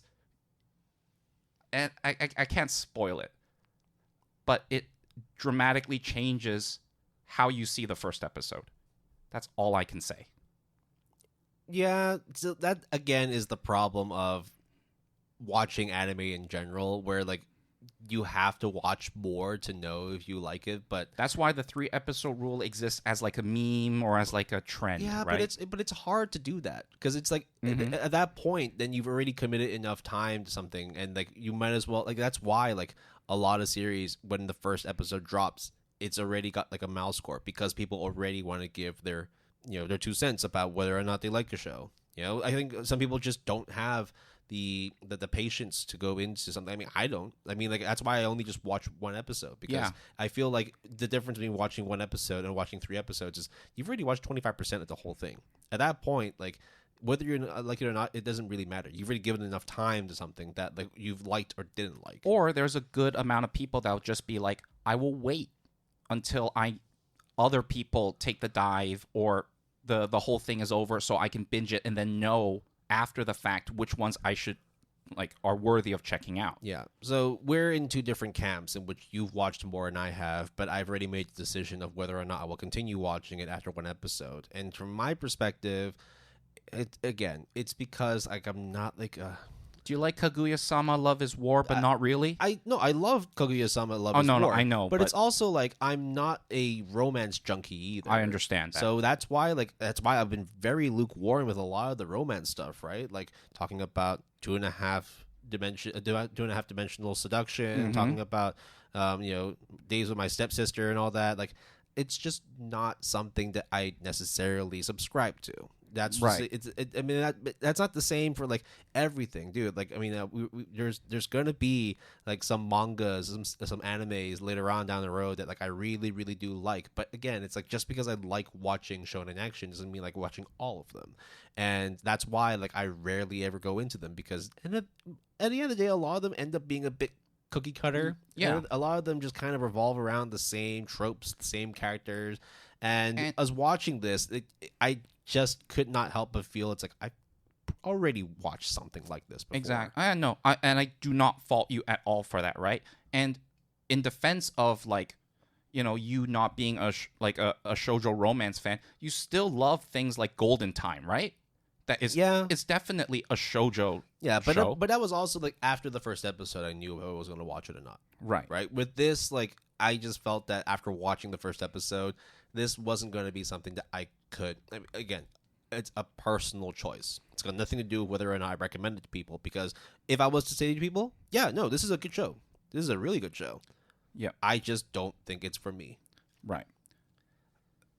The thing that I have to mention about the second episode and why I'm like so like stuck on that is because the literal like 2-3 minutes of the beginning of the second episode really does change the dynamic of what a lot of people would assume would be a cookie cutter kind of show. I mean, this is the whole thing about, dude, the first 12 episodes of Steins Gate, trust me, once you get past that, it's going to be good. Again, it's that time commitment. And I would argue if you do not want to watch any more past the first episode, don't. I'm not like necessarily like forcing anyone one way or the other. But just if you're thinking like, oh, this is like a one-trick pony, it's not. That's all I can say without spoiling it. And I think Doga Kobo, at the very least, it looks fantastic, in my opinion. It looks pretty. I mean, it looks like anime, is what I will say. Yeah. Again, it's hard because there really is no further you can go between like good animation and great anime. Like in the end, no, in shonen though, like in shonen action, there is right, like a very good distinction. But in romance, like how are you gonna tell? You know what I mean? They've done Oshinoko. Yes, they've done Jellyfish Can't Swim at Night. Absolutely, and they all look great. Those are not shoujo. I mean, those are not shonen. Yeah. Right. So again, it's like I don't think that whether it's shonen or shoujo really dictates how the quality is gonna look. I think in the end, the characters look fine. Right. The delivery of lines are fine. There's always going to be a plateau in terms of how far something can look, because you can't make something look even greater than it already is, right? Like, there's nothing you can do beyond the amount of pixels you have on screen. What does matter though is the delivery of the plot, the way that the characters grow, and I think that's something that if you really, really are like focusing on, then this is probably a show that will work out for you. Because there is good character dynamics. The way that the characters talk to each other and interact really work well. Much like a lot of these kind of will they, won't they romance kind of series, right? So for me, I'm okay. I'm not necessarily involved in that particular sphere. But I know for a lot of people, because almost 200,000 members, that's a fuck ton of people, right? So clearly it's working for some people. And if there is any rom-com that you would, or any romance show that you would watch this, summer season, it is this show, period, in my opinion. I mean, just to put it in context, the top two most popular shows this season are Oshinoko, followed by Alya. And not Fairy Tail? No, Fairy Tail has nowhere near as many members. Oh, members. Popularity. Oh, sorry. Yeah. I meant mouse score. Okay. Yeah. You're probably going to watch it anyways, dear listeners, and I think it's worth the journey because it actually gets quite interesting. Moving on to the next one, which is Quality Assurance in Another World. We have covered this before because it was part of our ASAP. I'm not going to go over the stats because they're not there, but if you do want to know the stats, you can just listen back to our old ASAP. So Quality Assurance in Another World, right? It was focusing on a QA tester that was testing a game like in a VR, AR kind of environment, but because of some weird Neuralink issue, they're not able to get out of the game, and so a lot of the testers in there have either gone mad, they've done crazy shit. Like you think, for example, like any kind of game where people just get stuck. You probably know which one I'm talking about if you've been listening to our Gotta Watch Them Alls. This is following a character that, you know what? Fuck it. I'm a QA tester. I'm in this game. I can't get out. So I'm going to continue testing no matter what because that's my job. That's my duty. That's basically it. Is it good? It's good. It's decent. But I didn't watch the anime. You did. So Yeah, I watched the 2 episodes, but Will and I have read a lot of the manga. I've read like 4 volumes. That's quite a lot. Yeah, 3 or 4 volumes. I mean, our usual standard ASAP minimum is 1. Yeah. So if for you to read more than like 2 is quite indicative, at least, of your interest, right? I think it's just because it has that one particular quirk that I quite like. Yeah. That's not just like a standard, I'm in a game, so I'm going to do game things. No, this person is, I'm in a game, but I'm also trying to work out all the kinks and bugs in this game. Yeah, I remember. It's so funny because they do that in the anime of like, okay, but how, like, hit it again. Yeah, but and hit it's it also again. because of the fact that with my job, like half my job is also debugging So broken you relate programs. to it, yeah. Yeah, and like watching this, I mean, first of all, I don't have nearly as much dedication to my craft as this guy does, right? This guy I don't has been think doing it for anyone years. does, I've only really. been in this job for about 6 months. It's not like I'm like this hardcore coder that is trying to perfect my craft. No. This guy, on the other hand, takes it to the extreme where like he legitimately like does not sleep, and if he does, the first thing he does when he wakes up is go back to testing. And everyone else that he meets across, like even like meeting other testers, are like, "The fuck are you doing, dude? We're not even gonna be getting out of this game. We're probably gonna die here. Why do you still want to test?" It's like, well, I mean, isn't that what my job is? Isn't it like? So you don't want to play God? Yeah, don't you? No, like I want to make sure that this game works. So when we ship the product, we don't have any bugs in it. Oh, dude, this guy's fucking crazy. Well, no, it's my job to do this though. Why am I crazy for doing something that's my responsibility? I will say the MAL score for the source is very middling at best. Yeah, It has a MAL score of like a low, like a 6 point something. Let me double check. just to sort of give like the score references right now, the way that it's been. Okay, so it's done by Studio Palette and 100 Studio.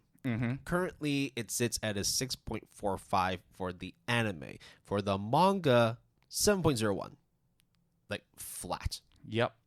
So it's one of those, you either love it or you hate it. Now, when we went over our ASAP, there came a moment that is yet to show up in the anime that involves a storyline about an NPC. Yeah. And I think for both of us, if I can be so bold, that Will, was the turning point for me. that was a turning point for me as well, because that really then got me into the anime. I mean, the manga. And I think the anime will do the same once it gets to that point.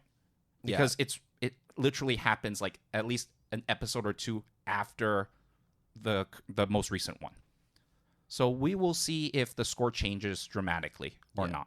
I think the only issue that I have now looking at it, I mean, okay, I'm just looking from like trailer and promo material, that the animation it's fine. It's just that I think it's just fine. That's the issue. No, my issue is that the character designs are a bit too cartoony, which is, weird to say, especially talking about an animation. But it's also faithful to the actual style of the manga. But to be fair to Will and I, we also kind of didn't vibe with that style either. No. So the aesthetics doesn't do it justice. And I think that's the problem, especially with manga. Yes, you have the art, but at the same time, like half of it is literally just reading too, right? Yeah. And like, if you can read a good story, that'll help you get over some bad artwork. When you're watching the anime and you literally don't like the art style, like how could you fault someone for not being engaged in it, right? I don't know. I mean, like there's definitely some art styles which I know are a little bit on the quirky side, like for example, like Kaiji, or for example. Like Knights of Sidonia for a lot of people. Yeah, but that one's more because... Or Aji.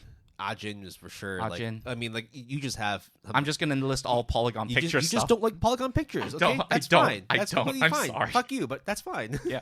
No. I'm serious. Like, I shouldn't like go off on them like that. They don't deserve that, but for some reason I do. Yeah, we're not ragging on like Studio Palette or 100 Studio. Also, we're not affiliated with Studio Palette, in case anybody's wondering. That would be We're hilarious. not responsible for making quality assurance in another world. Like, what's the thing that people say? It's like our comments are not representative of our conglomerate palette. What is it? Palette Corporation. No, we're serious. We are actually not affiliated with them whatsoever. Okay. Yeah. So I didn't watch it, but like based on what I've read, it's exactly as what the manga is, almost to a T, which is both good and bad. Then I'll probably enjoy it. Yes. I mean, like, despite, like, of course, my indifference towards the art style, I do like the premise. I do like the characters, especially, like, one of the characters, which I can't say because it's a fucking spoiler. But yeah, like, I will probably vibe with this if I had got round to watching it. I just felt that because I've already read the manga, I wasn't rushing as much to watch it. I don't want to be an elitist here, but I think Will and I would probably agree that if you don't vibe with the anime but you like the premise, you just might as well read the manga, because the manga I think is easier to at least transition, in my opinion. Yeah.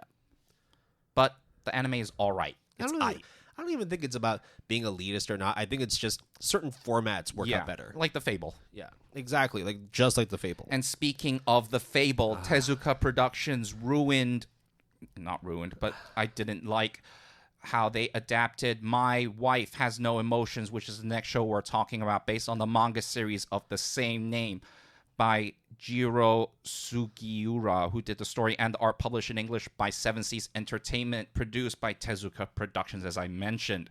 Anime has a score of 6.46 with a Malsource manga score of 7.40. Yeah, you're gonna notice a lot of these with Tezuka Productions and doing more seinen or just anything they do, really. So I mean, Under Ninja, My Home Hero, The Fable. Yeah. So Tezuka Productions, this is like fourth time in a row, right? Fifth time in a row. I have to say though, right? I mean, I watched like one episode, like fast forwarded, like I just could not because like I already knew what was happening, and I was only purely watching it just to see how they adapted it. I honestly, I can't necessarily give too much like shtick to Tezuka Productions because they probably had no choice in getting these works anyway. They might be able to bid, but at the same time, it's like still very much at the whims of the production committees too. Yeah, and money is money. Project is project, right? Work is work. Anime is anime. Anime is anime. I mean, also don't forget the fact that they've also done Cafe Terrace and its goddesses. Yeah, so it's not necessarily like Tezuka Productions is like the bane of all existence when it comes to anime production. I mean, they've done some decent stuff for sure. Yeah, I mean, like it's just with the seinen like genre specifically, they just have a tendency to. At least it's represented, I guess. What I will say is I don't fault any. Wow, actually, the Fable is actually a lot higher scored than I thought.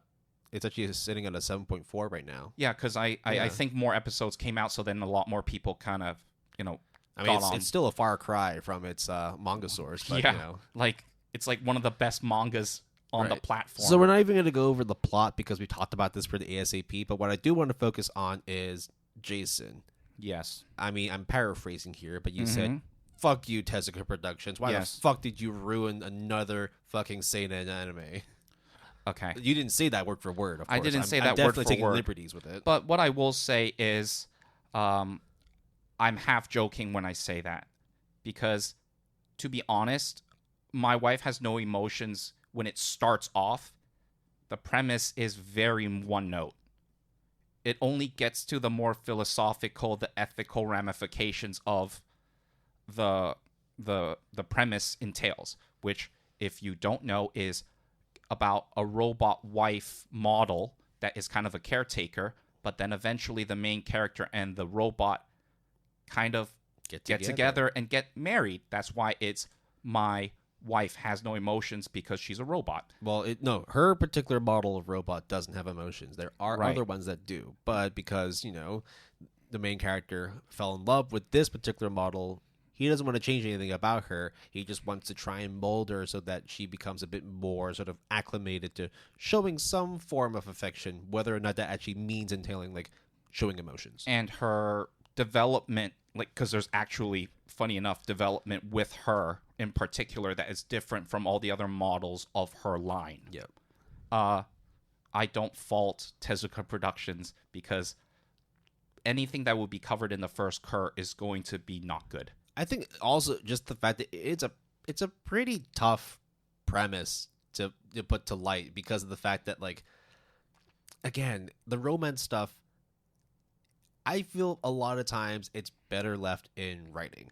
It does not translate on the anime front at all. Like, if I read the manga, like the first volume that was covered in like the couple of episodes, it just doesn't translate well. I don't even know how you would do it. With manga, you have time either to read it quickly or take your time and read it slowly. But like words, definitely, in my opinion, have a bit more of an effect when you give it time to grow, especially when it comes to delivering lines of affection, literally telling your counterpart how much you love them or how much they hate them. Like, those things carry a bit more gravity because you have time to digest it. I understand, of course, that you can do the same thing with really good voice acting, but I feel like with this, very, like you mentioned, it is unfortunately a bit one note. It's really hard to try and do anything more than just whatever is written on the script. Now, let me give you a very good example of this like difference between the manga and the anime.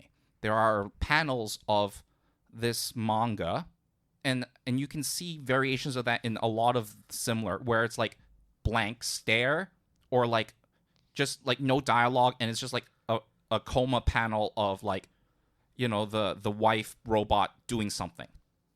And it, in manga form, it kind of represents something like a symbolism, or you can kind of see like subtext. You know what I mean? Like inference.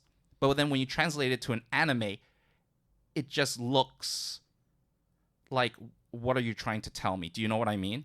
Like, for example, spoiler alert, a show that we're going to talk about in the future, Blue Box, has a lot of empty frames of nothingness, but at the same time, has this atmosphere, has this vibe. The Fable has a lot of that too, but then when you translate it to anime, you just loses something in between the transition. How do you find the voice acting? It was fine. It was fine because I'm just looking at like the VA list, and I can't help but feel, and this probably comes off as a bit condescending. I know. Whereas, like, I feel like they've kind of miscast the two main characters, because if we just look, for example, at the female voice actress who does the robot, what her name is, Mina, she hasn't had a lot of main roles. And that's not to say that if she only does support, she's nothing. No, she's definitely done a lot of work for however short her career is. She only started voice acting during Slow Loop back in winter 2022, so like less than 2.5 years ago. But a lot of the roles that she does aren't necessarily like romantic leads, and her counterpart, the voice actor that does the voice of Takuma, also whilst has a lot more of a lengthy CV, has also not really done a lot of romantic leads in his voice acting work either. So I'm not saying that like just because you haven't done it before it doesn't mean you can't do it now. I just felt that like that might have detracted the experience, because you want to be able to give like as close a representation of those characters through the voices. I mean, that's literally like what drives a lot of anime, right? You don't just look at the characters and look at the animation. You also have to hear their voices too. And it might sound weird when I say that a robot voice needs to have life in it, but the voice, whether it is the voice director directing the voice or the voice actress herself, I'm not throwing shade per se, but I just don't buy it. You know what I mean? Yeah.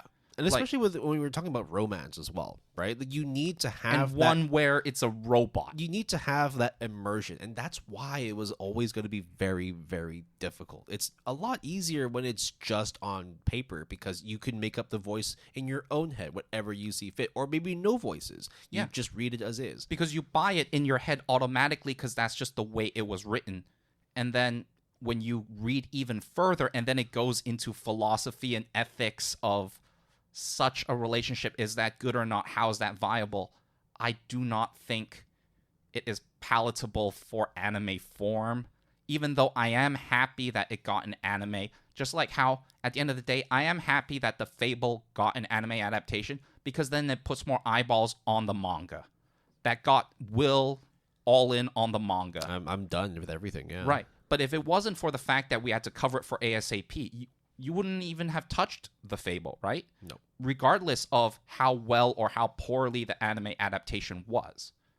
So, at the end of the day, I think My Wife Has No Emotions is a very decent manga. I just don't think it was a very decent anime adaptation, and this time it is not completely Tezuka Productions' fault. No. And it's just unfortunate. Moving on to the next... Well, this one's going to be interesting because I didn't watch it. You did. Yeah, I did. Suicide Squad Isekai, based on the comic book series Suicide Squad by DC Comics, produced by Wit Studio. There's no mouse score because, hey, would you believe it? They don't log comic books and graphic novels, just anime, manga, and light novels. So, the anime is currently sitting at a 6.90. Very, very popular, though. Membership of 113,000. But... Okay, I am going to ruffle a few feathers here. There has been talks online, and you could say it's not everyone, but at least like just through my speculation, that a lot of people quite like this Western anime adaptation. I think the premise of Suicide Squad Isekai is kind of crazy in like a good way, right?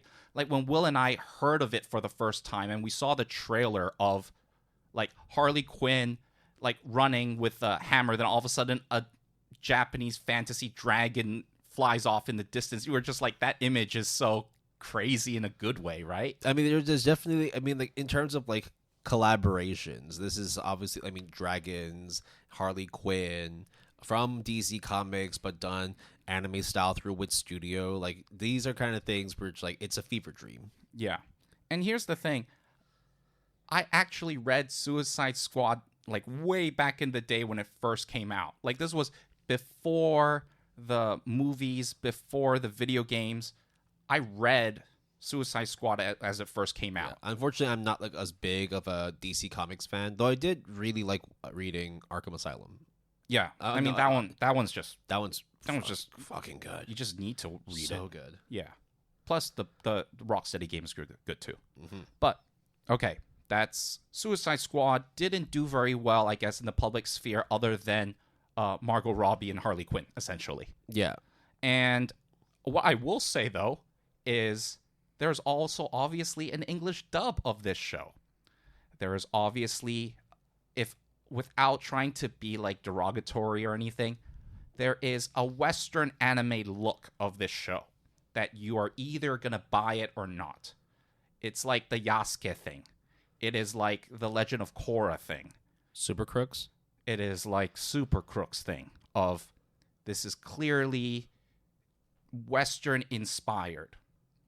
Such that like even like the choreography fight scenes are done in a very... I mean, I'm watching some of it right now and like... Are you watching the first episode? No, I'm just watching the trailer, right? Just to sort of give like a comparison. And like, yeah, the animation, the movements and all that, that's very anime. But then like you didn't kind of like still frames of like characters' faces and all that. It's like it's abundantly clear that this is not a Japanese property. Yeah.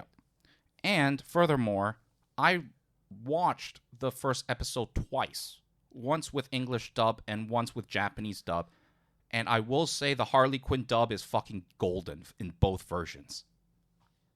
But that's about it. I think the premise sounds cool. I don't buy it when I watched it. I think the problem is, especially when it comes to sources that are like of Western origin, right? Especially, for example, like there's gonna be people that really like the Ninja Batman thing. I mean, I fucking loved it, but that's also because like I only watched it in Japanese and I thought it was bombastic as shit. But then There's a sequel coming, and there's also people that are like, well, you watch the Japanese, you should totally watch the English because they're two completely different stories. It's like the Arcane kind of thing, right? But again, it's like if you've known something from a specific medium, right, whether it be through graphic novels or live action movies from the Western side, and then try and consume it from the Japanese side, you have that kind of weird clash where like this is Harley Quinn, but she's speaking Japanese, and like a lot of the things that you're seeing in here, especially from the Isekai angle, are definitely not rooted in what Suicide Squad or even DC Comics is all about. And of course, the Japanese voice acting industry in comparison to the Western voice acting industry is quite different. It's so small. But the Harley Quinn one for both is really good. And the general Japanese dub is done very well. But the English dub, I guess I'm not used to it, so I just don't feel it doesn't gel well with me personally. It's nothing against the voice actors or actresses themselves. You just don't watch anime in English dub. That's it. Yeah, exactly. And maybe if you do, then you won't have a problem. But for me, the main issue is how it's executed. And that's the part where it fails me, because it is just not good, in my opinion. I gotta say, Joker looks like shit. I mean, I already thought that the Jared Leto Joker looked way too goofy. I mean, it's no Joaquin Phoenix, right? It's no Heath Ledger. Yeah. Or in the comics, there was the Insanity one, where it's like the Batman Joker one that has been actually that looks really twisted and dope. And I think that's the other thing too, right? Batman or DC animation does exist. In fact, a lot of them are lauded as some of the best things within the lore of DC Comics, right? More so than the live actions. And so then you naturally would have that kind of comparison between the Western animations and the Japanese animations. I think it's just because this is like Suicide Squad or even DC Comics is not rooted within Japanese production. They have to take certain liberties in terms of animating it and creating a story. I mean, this is wholly original, right? Yeah, and here's the other thing too. I looked at the staff list. Most of them are obviously a hybrid mixture, right? But mostly it is a Wit Studio production. The director is Japanese. Yet I don't really see a lot of that flair that Wit Studio is known for. It's hard. I mean, like and I get it. You have to strike that fine balance, right? Like it is a Japanese production, but a Western property. So where do you put the line, like, of how Japanese or how Western you make it? It's impossible to find that balance. Yeah, I don't fault you for it, but you cannot blame me for feeling that way with that product that comes out. I mean, you're going to have stunted expectations because, one, it's Wit Studio, and two, it's DC Comics. Both on separate scales you like. And then I tell you Suicide Squad, even if, like, the perception or reception of, like, you know, the other properties that are associated with Suicide Squad, but then you said Isekai at the end of that, that's just as, like, a crazy awesome premise that has a lot of potential in my mind. Like, that's like my creative mind goes ape shit. Yeah, I mean, how much did you watch? Because right now there's it's halfway through. A couple episodes. There's like 6 episodes out now out of 10. They've confirmed it's going to be a 10 episode. I watched like 2 or 3. If you count the first episode twice, then it'll be 4, I think. Yeah. So overall, like, how does it do for you? Because dud. A sad dud. Because I legit was looking forward to it. I thought, like, oh, this is going to be the one. And I think a lot of people do say that. Like, oh, this is like a great adaptation. And I'm like, no. I don't think so. I just think it's a modest one. And if you hate me for that, I'm sorry, but no, I'm not sorry. That's how I feel. I mean, you're not saying anything controversial, because one of the most discussed topics within the entry for Suicide Squad Isekai is first anime I dropped, and it's very 50-50. Some of them are like, wow, that's a bummer, I actually really liked it. Some of them are like, dude, like, this could eventually be your favorite anime. And then there's others going to be like, nah, I just dropped it. So, you know, then there's one person that says, like I want to drop it, but since it's just 10 episodes, I guess I'll just torture myself. Do you want to know why I even have this on the docket? Is because we mentioned it in the past, and because I feel an obligation to talk about it. We probably overhyped it because, look, the promotional material for it was definitely It was hype. kind of hype, though, right? But I think, like, of course, Execution and expectation. So let's just move on. Yeah. So past the Isekai into the, I don't know what world this is set in. Dahlia in Bloom, crafting a fresh start with magical tools based on, there's a lot of light novel adaptations again this season, right? Yeah. Based on a ongoing light novel series of the same name by Qeeo, who did the art, and Hisaya Amagishi, who did the story. Published in English by G Novel Club. There's also an English manga adaptation, which is published by Seven Seas Entertainment. 6866 is his ranking for the raw score for the source. The raw score is a 7.13. Not very popular, unfortunately. 693 members, but 32,000 for the anime. Unfortunately, the raw score, though, is a 6.83, which is, again, just okay. Well, so let me sell you once again I'm Dahlia guessing, in Bloom. I'm guessing this is another isekai, or at least some sort of. Just from the first line. It's an isekai, yeah. Yeah, the first line literally saying, "Oh, after dying of overwork in Japan, Dahlia is reborn in a world full of magic." Yeah. So, why is this anime good? I guess.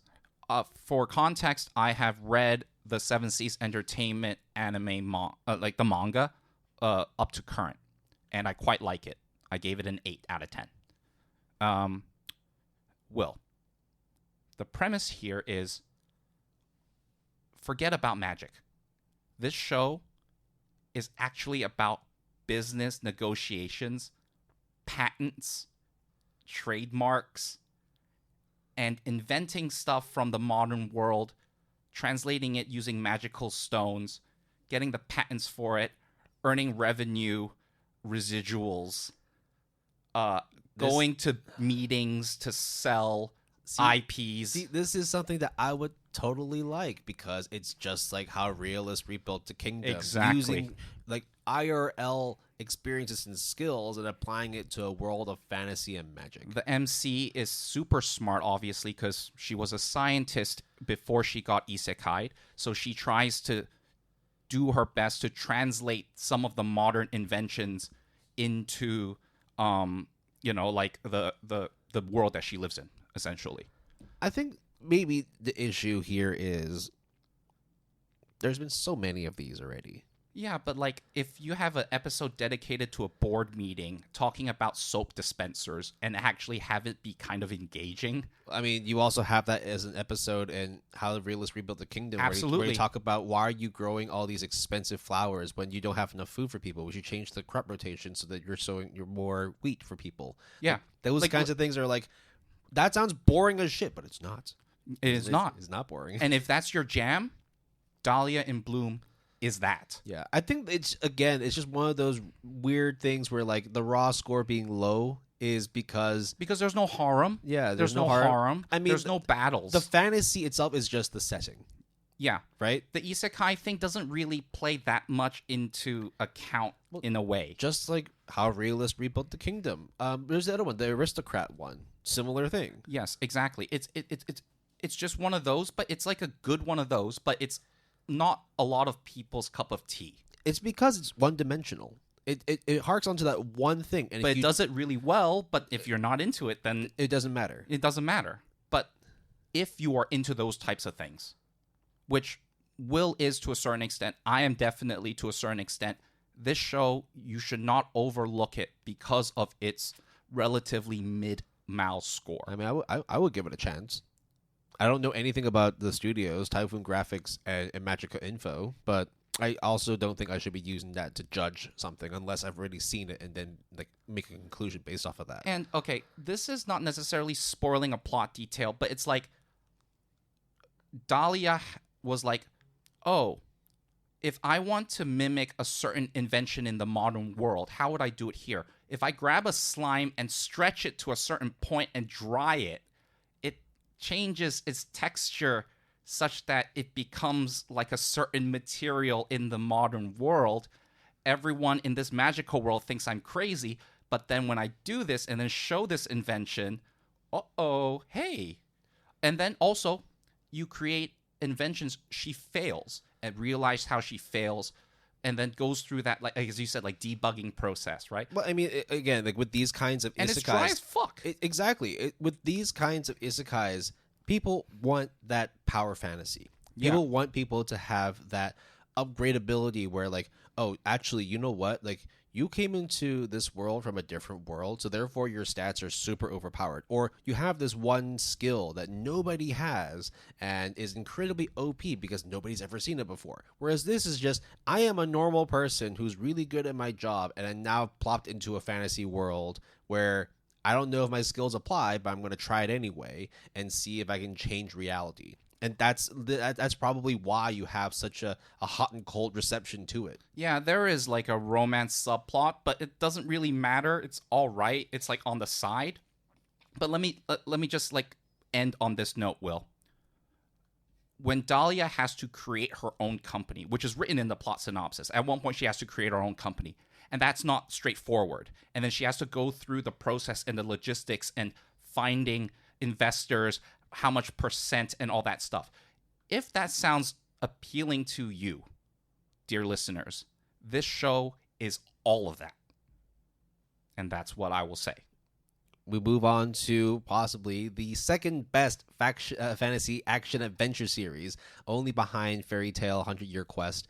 The reason why we're not talking about that one is because neither Jason or I have even watched Fairy Tail. Yeah, nothing against it. We just haven't watched it ever. But just to give it, like, this is not like a season 1, season 2 kind of thing. It's an actual sequel to original Fairy Tail. I didn't even know that. Yeah, it's not like a season. No, because Fairy Tail, the last thing that came out from Fairy Tail was Fairy Tail, the final season.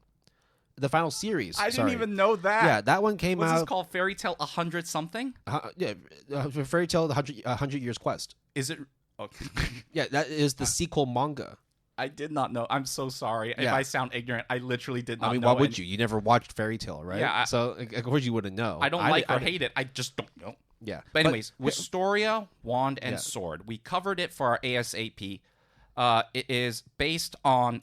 I omitted it. It's on you don't need to know, right? It's the manga written by Fujino Omori and illustrated by Toshi Ayo, published in English by Kodansha USA, produced by Actis and Bandai Namco Pictures. Has a MAL anime score of 8.07, which is way higher than the source score of 7.43, and the anime has 88,259 members. Not a whole lot, but certainly like enough to have like a pretty good following of people. Now, when we talked about it for our ASAP, I said that there is a very good shot that this show is generic as fuck, but it's going to be the most beautiful generic shit that you've ever seen.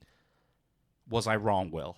You're not wrong in that aspect, but we're also not wrong in that because of it being generic, it's probably going to be popular, especially when you consider how many other shonen actions or fantasy actions there are this season. And so, by default, it's going to be more popular than expected. Why? Because it follows, a young budding wizard, me.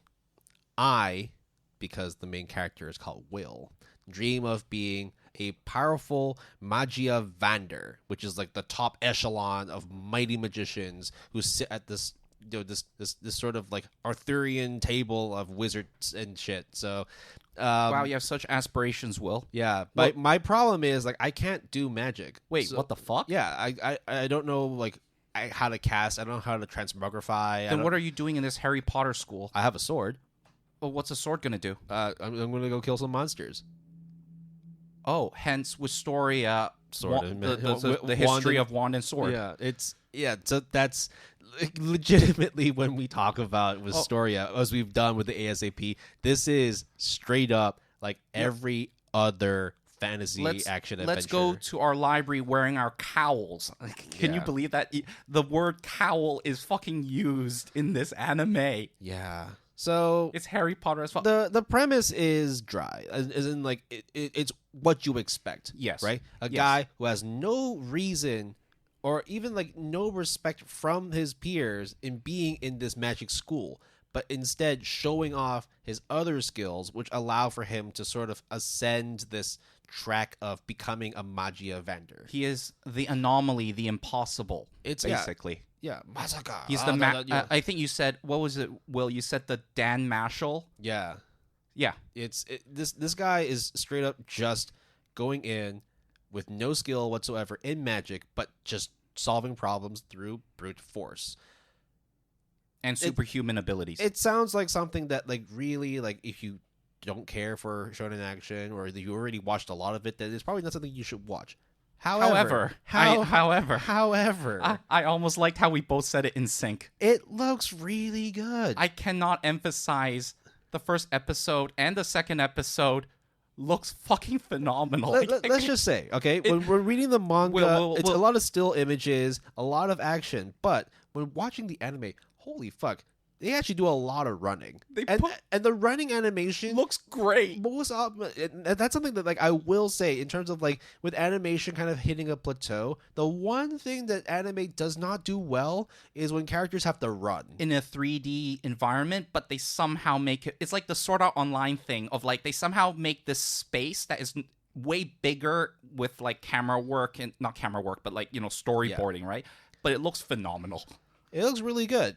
Again, I think what drags it down for me and Jason is just the fact that like it's a plot that we're all too familiar with. I read 7 volumes of this manga and will continue to read more as it comes out, okay?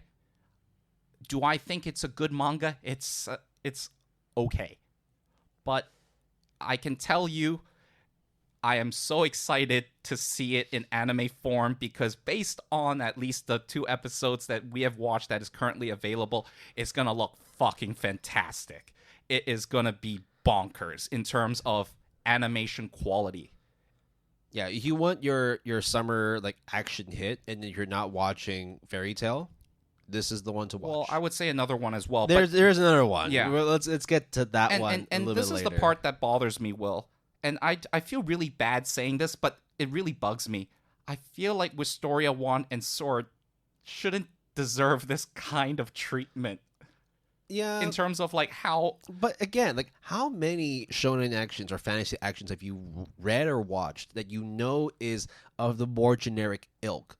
But it because of the fact that it's shonen or fantasy action, it's going to be wildly popular. I mean, that's why you have like so many people that are fans of Fairy Tail and Black Clover. Like, even though, like, let's be real, when you boil it all down for any action adventure, it's the same troop of people. It's the same monsters and big bads. I think to answer my own question, it really comes down to execution. Yeah, and I think like they've done a really good job in presenting, you know, this final product.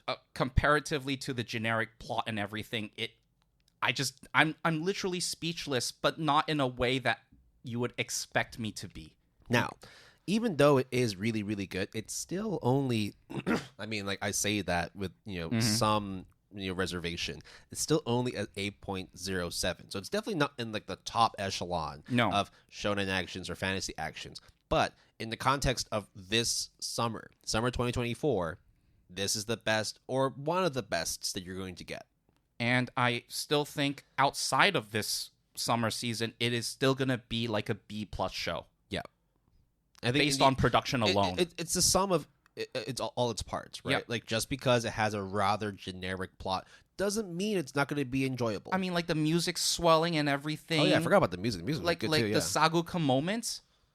It's almost like expertly crafted and directed to high like it's clear that technique was used. I don't know. It's not a fair comparison, but of course, you know, you had to wait till like episodes 17 through 19 for Demon Slayer to get those really crazy Sakuga moments. This motherfucking episode did it within like 10 minutes. Yeah, I think like that was probably the best. That's where like I fear where like score may end up dropping because I don't know how dull it gets later on, or if they just keep on like high octane, like this guy goes into every dungeon and just slays monsters. Well, there's a tournament arc. Yeah, okay, there you go. It's just going to be even better then. There's a tournament arc. Okay, it's really dope. Moving on to Shoshimin, How to Become Ordinary, based on the ongoing novel series From extraordinary to now ordinary. Yeah, written by Honobu Noyozawa, who did the story. It's the same author who had done Kotenbu series and also the original creator of Hyoka.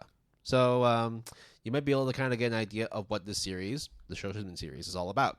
Produced by Lapin Track. Currently, just before that, there's no score for the source because it's a novel. It's super unknown. Well, I think one, it's a novel, and two, like it's just super unknown. I don't think there was an English translation. That's why. Also, that's a why too. Yeah, but the anime score sitting at a 7.49, very good. Popularity 2,865, which means around 60,000 members. It's this is definitely the most, I guess, quote unquote unique series because it's not shonen or fantasy action, it's not romance, it's not mystery. Well, it's not mystery in the traditional mystery of sense. The mundane. Yeah, this is legitimately following two characters, Kabato and Osanai, who are just regular students who just want to live an honest and simple life. However, random mysteries and shenanigans happen in the school, and they take it upon themselves to be humble and honest citizens and try to solve those mysterious misfortunes and incidences. So, well, what do? You watched how many episodes? One, right? I watched one. I watched like 0.2 of one episode, and I'll explain why. So first of all, Will texted me. I was like, so I watched this show, and then mentions How to Become Ordinary. Let's just call that How to Become Ordinary, okay? Yeah. And then it was like, it looks Hyoka as fuck. And then I got kind of curious, and then I Googled it, and unbeknownst to Will, coincidentally, it was actually written by the author of Hyoka. I only just found out after looking at the show notes and when Jason told me, yeah. Yeah, so coincidentally, Will got it, like, on the nose by, like, serendipitous. Okay, then I was like, okay, let me watch like the first couple of minutes, and then it looks very Hyoka, quiet, wide shots, very artsy, dramatic way. And then I stopped. I was like, okay, I need to like maybe this is gonna be a slow burn. And then out of fucking nowhere, one of my friends was like, "Bro, did you know about this hot chocolate thing?" And I'm like, "What hot chocolate thing? Do you know what I'm talking about?" No. Will? Oh, because I think it was on one of the episodes. Because when you say hot chocolate, I'm thinking of a very different thing. I'm thinking of GTA. Oh no, okay, no, that's no, hot, not that's hot coffee. That's hot coffee. Yeah, hot coffee. But in How to Become Ordinary, there was like a mystery about how hot cocoa was made. Yeah, with mugs. I mean, like, and then I watched that part, and I was just like, oh shit, I know what this show is about now. Yeah, I mean, like.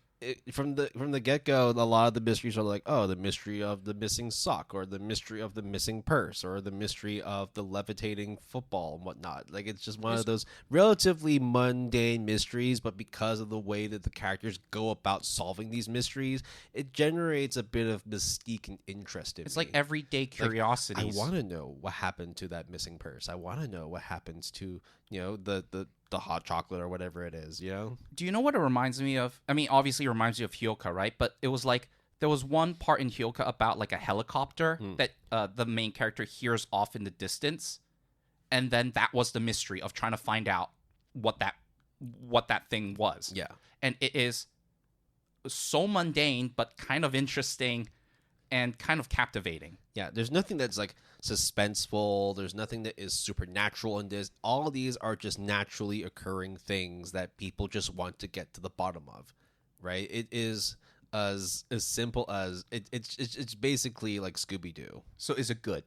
I quite like it. Is it Hyoka 2.0? I wouldn't be able to tell because again, like the Hyoka stuff I know is through osmosis, through you watching it, right? I never watched it, but I see. But like I immediately knew because I knew the premise of Hyoka because because we literally talked about it, like many years ago, and so I was like, I was watching it, I'm like, this is just Hyoka, right? This is, and then then actually it is, and then finding out that it's done by the same author, I'm like, okay, then I'm not like misguided or wrong about how I feel about this thing.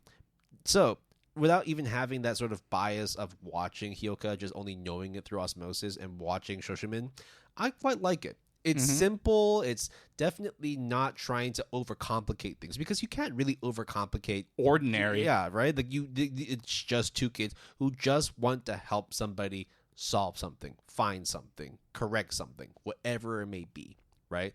And I think that, when you try and take entertainment from the mundane, your expectations are set so low that anything beyond that is already like a win for you. Does it look really pretty? It looks okay. It looks fine. I wouldn't. I think it's because of the fact that the way that the scenes composition, the scenes are composed together, it comes off as a bit dull. I saw the lake one, where like the girl was like barefoot on like the stone on the pebbles. I just watched the first episode, and most of it was confined within the school grounds.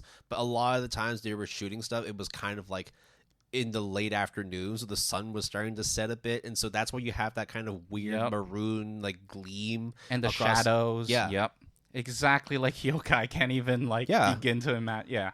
Yeah. So again, not trying to compare things, but if you liked Hyoka, you'll probably like Shoshimin. And if you didn't watch Hyoka like me, but are okay with like Mystery of the Mundane, Shoshimin is pretty good.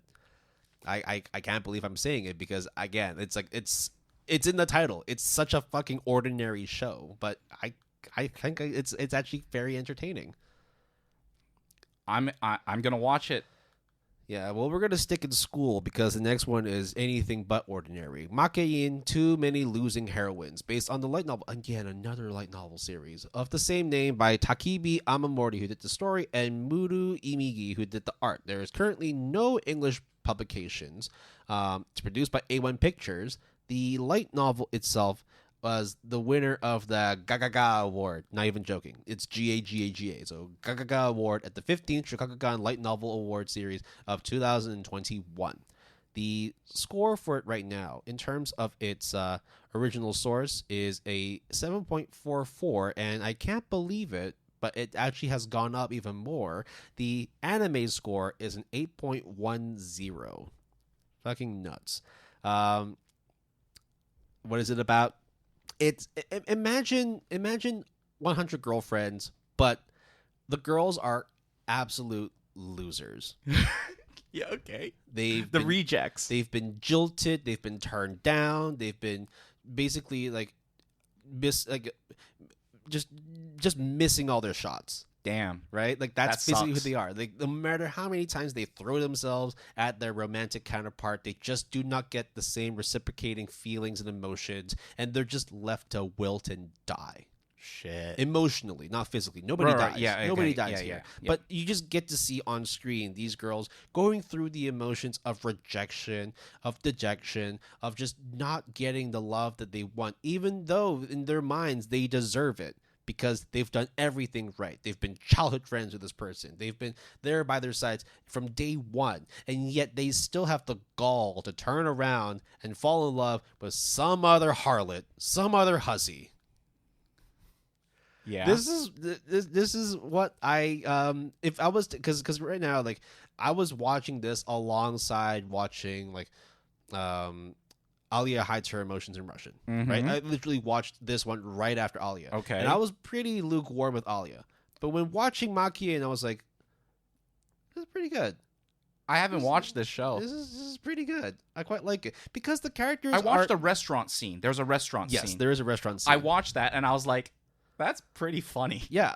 And like, it wasn't so much that I was do the straw thing. Don't do the straw thing. I wasn't trying to hate on it. It was more just another romance thing. Okay, fine. I mean, right after watching Alya, right? Yeah. So I was like, always going to be a bit like, kind of standoffish with it. But as it started like going through the episode, I was like, oh, this actually is starting to warm me up, because it's no longer just about like just chasing romance. It's more also looking into the real aspects of sometimes shit just doesn't work out.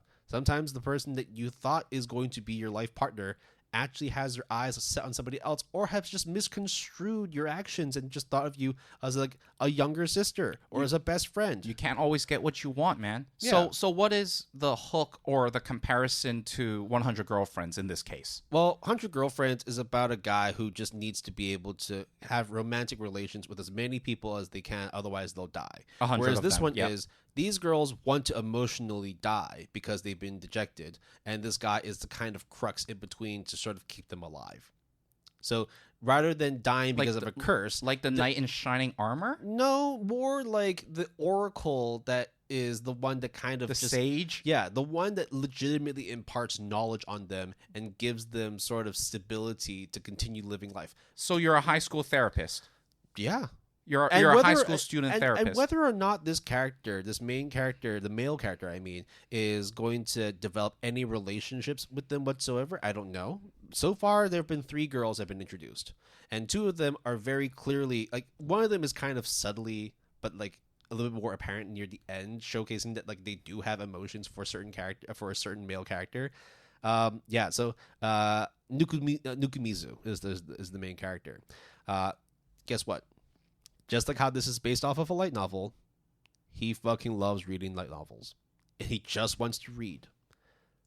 But because he has to help save all these losers, he is taken away from his light novel reading time and just left to try and solve these girls' problems. I think at the moment, based on the poster on my anime list as well, that the 3 girls that you're introduced to are probably going to be the main troupe of this heroine cast. It's like, oh fuck, I was gonna read my morning paper. Fuck, I gotta take care of this shit again. That kind of thing. Yeah. So I mean, just to sort of, I mean, the premise is just straight up 2 lines. Okay, Kazuhiko Nukumizu, a self-proclaimed background character, accidentally witnessed his popular classmate Anna Yamane being rejected by her childhood friend. Since then, he has become involved with several loser heroines, including Anna. So, yeah, he's just the guy who happens to be there trying to comfort people when they're at, when they're in the dumps. So there's no nefarious, like, No. like or like other motive other than just being a dude trying to help you out. The guy just happens to be there. So it's kind of like you are trying to hitchhike, and just so happens that this Will drives up to me when I'm like sticking my thumb out. It's like, Yeah. I need a drive to LA. You're heading that way. But then along the whole drive, this person just unloads all of their pent-up rage and emotions. Like, why the fuck did this girl all of a sudden just come in? I thought we were best friends. But then this guy comes in and has eyes for her, and I've already made it clear that I like him because we've been friends together for a long, long time. But then she just says, well, if you're like my best friend, then you would also let me like him too. It's like, oh, I guess so. I am your best friend. But then, like, you should also acknowledge my feelings. Don't worry. I won't do anything about it. Oh, no, guess what? Those 2 end up being together, and I thought they're both my best friends. So me being a best friend to them, of course I'm going to go to karaoke sessions with them because I'm going to be like, being best friends. But deep down, I really want to kill them. I want to fucking kill them because they just betrayed me. But I can't betray their. That's basically what it is, and it is fucking like romantic chaos. It's dejection. Is it funny? It's the humor there is like it's kind of a bit slapsticky. It kind of is a bit like over exaggerated emotions and whatnot. So if it works for you, it works for you. So what is I'm the okay appeal? Because 8.10 clearly they're 8.11 now. Actually, 8.11. It just jumped up again. So what is like because it's not the standard kind of romance. It's not just like the subversion. It's not just straight up like one person likes the other, but they aren't able to comfortably disclose their emotions to each other. No, it's more that they have disclosed them, but because of the fact that the other person does not feel the same way, they've been left with their own depression. And it's up to this guy, unwillingly, to try and solve things, try and make things better for them. And so that's why, like, if it came down to it, if I had to suggest and recommend a romance anime for this season, it would be Makeine, Too Many Losing Heroines. This is the one that I would recommend. I would recommend it over Alya, but at the same time, Alya is also perfectly good too. I mean, there's a reason why they're both so highly rated in comparison to the rest of the shit that came out this season. Now, we have talked about good shows, bad shows. middling shows, but step aside because we need to talk about deer crackers now. We need to talk about hanging out by power lines. We need to talk about 5-foot-long snot bands. We also need to talk about, being able to rip your head open and store snacks in there. We're going to be talking about my dear friend Nokotan, which we've already reviewed as part of ASAP, but just, for quick cleanups and whatnot, still based on the same manga of the same name by Oshio. Published in English by Seven Seas Entertainment, but here's the crazy kicker. So 7.39. I mean, you say the crazy kicker. Are you talking about the studio or are you talking about the scores? Both. Yeah. So the score, if I remember, has jumped since last week talked about the manga. It was like a mid-7, I think. So 7.39. I don't know actually if I remember, but the anime 7.92 with 130,000 members. Yeah, that easily puts it top 10. Then, Wit Studios producing it. Yeah. Well, I mean, you say Wit Studio. They also did do, Suicide Squad Isekai, right? Yeah. So it's not. I mean, Wit Studio has like a weird track record when it comes to like some really amazing Maybe it's productions. like, was it like the ABC team, stuff like that? I mean, I know I'm being reductive, but they literally do that, right? I mean, it just comes down to the property they're working on as well, right? Right, So, or the budget and the constraints, right? it is kind of crazy though, because you and I have talked about Nokotan before. Actually, it just dropped by 0.01 as of record. It's 7.91 right now. Oh shit! Yes, oh no! Somebody's not vibing with it. But anyways, it's still slapstick. It's still very much what was that? Aho Girl? No, not Aho Girl. Nichijou. Not Nichijou. Pop Team Epic. Pop Team Epic. That's the one. Yeah, you knew. I knew. You just listened to it. I was like, is this? No, that's the one. Yeah, because it's those three things. Yeah, it's combined. It's incredibly Pop Team Epic, especially when they go into their chibi forms and they start doing all those weird little like monologues and comedy bits. Unfortunately, you missed the Fist of the North Star reference in episode 2. I only watched. I think no. I must have seen it in the manga. No, you definitely saw it in the manga, Yeah. but it was in episode 2. It was pretty funny because the voice actress, you can clearly tell they are really in on the joke and they really sell the comedy well. Yeah. So it was always going to be that kind of, I guess, fear of whether or not that the comedy on paper was going to translate to comedy on screen, and I don't think they missed a beat. I think they managed to encapsulate it pretty well. I think it just lends it to having good voice acting as well. I think that really is the key in these types of. I mean, the main theme besides romance stuff is execution. Yes. Yeah, like they just managed to Wistoria deliver. and my dear friend Nokotan is perfect example of. It might be like the most random or mid thing ever, but when you execute it well, it really elevates the property into like really good. I love this show. I think it's so dumb. It's but good. It's so good. It's pretty good. I wouldn't say it's my favorite, but definitely like if you're looking for good comedy, this is probably the one you're going to go for. When was the last one of these that are like really made a splash? It was like Pop Team Epic, right? Yeah. So not a lot. I mean, there's also like if you want to go real far back, there's also like Daily Lives of High School Boys, Yes. right? There was also the high school girl then you have one. Nichijou. Yes. Then you also have Aho Girl, but that one's like more on the stupid side. I hate Aho Girl. This one is more on the absurd, stupid side. Yeah, it's of the Pop Team Epic absurdity. Like there was even a Dark Souls fucking reference in the OP. Yep. That's how dumb they go. Okay. Yeah.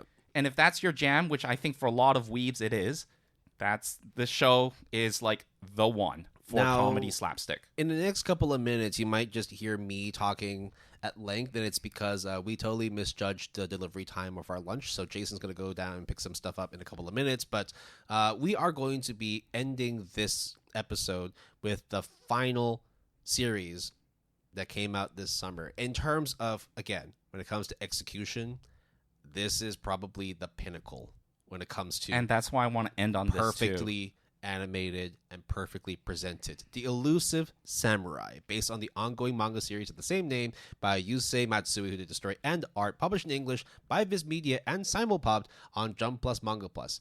One of the series that won one of the awards for the 69th Shogakukan Manga Award. produced by Cloverworks. We haven't really, just talked that much good stuff about Cloverworks because you kind of already know how they do things, and so whenever they produce something, it's like, yeah, I expected that. However, this is where shit gets fucking insane because the raw score for the actual source, the manga source, is a 6.5. It's still decently popular, 11,000 people. But when you go to the anime, it's an 8.02, a full 1.52 point upgrade. How? Making it, the 615th most highly rated anime series of all time as of recording. You don't need to know about the backstory and all that because we already talked about that for our ASAP. But the main things that I think Jason and I want to focus on is how the hell did something that was so lowly rated in the manga become one of the most popular and most hard-hitting series for this current season? Short answer, execution. Other short answer, Cloverworks. But here is the long answer now. So, to begin with, when Jason and I read the manga, I think that Elusive Samurai is actually a really good manga. I think so, too. I think the premise is, as far as historical action goes, they definitely play pretty deep into some of the historical factors because of the fact that this is based off of a real-life person that lived in feudal Japan.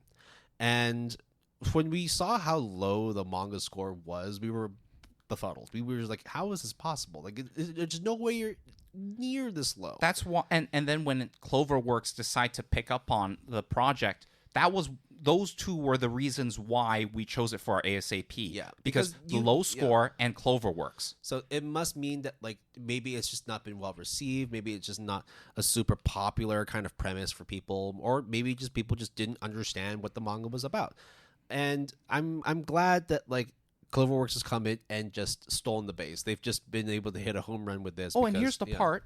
Like, there were zero or close to zero, like, promotional material, moving footage or trailer until, like, literally the last minute. The one thing that I think Jason probably wants to focus on, as well as me wanting to sort of, throw my 2 cents in, is I wasn't fully ready for how violent the manga was. Bro. But then when I read it, I was like, this fits in perfectly. I did not think they would go that far. So the fact that they were able to sort of translate that level of violence from gotta go. You gotta hold the fort. We'll be right back. So to be able to sort of translate that level of violence from the manga. Now keep in mind that a lot of times mangas tend to be a bit more, or at least when they're trying to portray violence and action, there tends to be a bit more of a freedom in terms of how bloody, how gory, and how action-packed those panels can be. Especially when you're trying to display like violence and blood, for example. A lot of it is a lot of mangas are still black and white, or like just no color. So then when you're representing blood, it's just darkness. It's just black. It's just filling the pages, filling the panels. That's how you see the level of violence and gore there is. But then when you start adding color into it, it can get a bit too real and become a bit too much for people to take. And this is not supposed to be like, you can't compare this to, for example, like Heavenly Delusions. Heavenly Delusions is meant to be violent. It's meant to be gory. It's meant to be some of the most disgusting shit that you've seen, and it works really well for that. But when you see it also play out on screen, and not only that, but kind of up the ante with it, holy fuck. Like, I was not expecting them to go that far. I knew they would be able to maintain that level of violence because of the fact that Cloverworks have done that before. They did that with they've done that with Wonder Egg Priority, and that was also amazingly and beautifully gory as well. It was just the fact that we weren't sure that if they were going to portray violence and gore, that they were actually going to do more than what was already on the paper, more than what was already on the panels. I was pleasantly surprised. And the best part of it as well is I'm not saying that I felt I was right all along, but this is definitely not a 6.5 manga. Absolutely not. I think that this meant to be more highly rated in terms of its manga form, just because the fact that as I was reading it, the story was great, the characters were great, the action was great, and so therefore there is absolutely no reason why it should be a 6.5 in its manga form. Thanks for the monologue, Will. I'm back. It's funny how like we could have easily pressed pause on the record. No. But fuck it, we're gonna do it live. No, I mean, like, I had too much on my plate. So what'd you say? Sorry. I was literally just talking about how they not only were able to translate the violence and gore from the mangas, but they were able to also up the ante. So when you have manga when panels, you have a sword with 3 heads on it, yeah, like beating a child is fucked up, bro. And they show it. Like it's so brutal. I mean, someone gets beheaded within the first 2 minutes. Yeah. And then someone gets beheaded again 5 minutes later. It's so brutal, bro. But you then see the main character and his cast of supporting characters, and you wouldn't be like, oh, there's definitely going to be like limbs and heads rolling on the ground. No, it's fucking brutal. And here's the thing. In the manga, the style, they have a lot of like bold lines, like really thick, like You ever see those like demon or like those like kind of like masks that people wear? Like the Tengu? Yeah. Like those ones, Tengi. That's what they were going for, and they like really, really went in on it for the anime. They still did it for the manga. I think that the manga definitely deserves to be higher than 6.5. Me too. And this is where I kind of drew the conclusion of like this is probably just going to be a Ranking of Kings situation, because the Ranking of Kings, when it first came out, barely anybody knew about the manga, but there were enough people to give it a very low score. But the anime ended up being one of the most popular anime series of the last 5 years. And I feel like Elusive Samurai is kind of on a similar trajectory, maybe not on like the exact same trajectory, but it's definitely popular and also eye-catching enough for people to actually buy into. And the thing is, right, when you look at the lineup of Shonen Jump, right, Elusive Samurai was always there.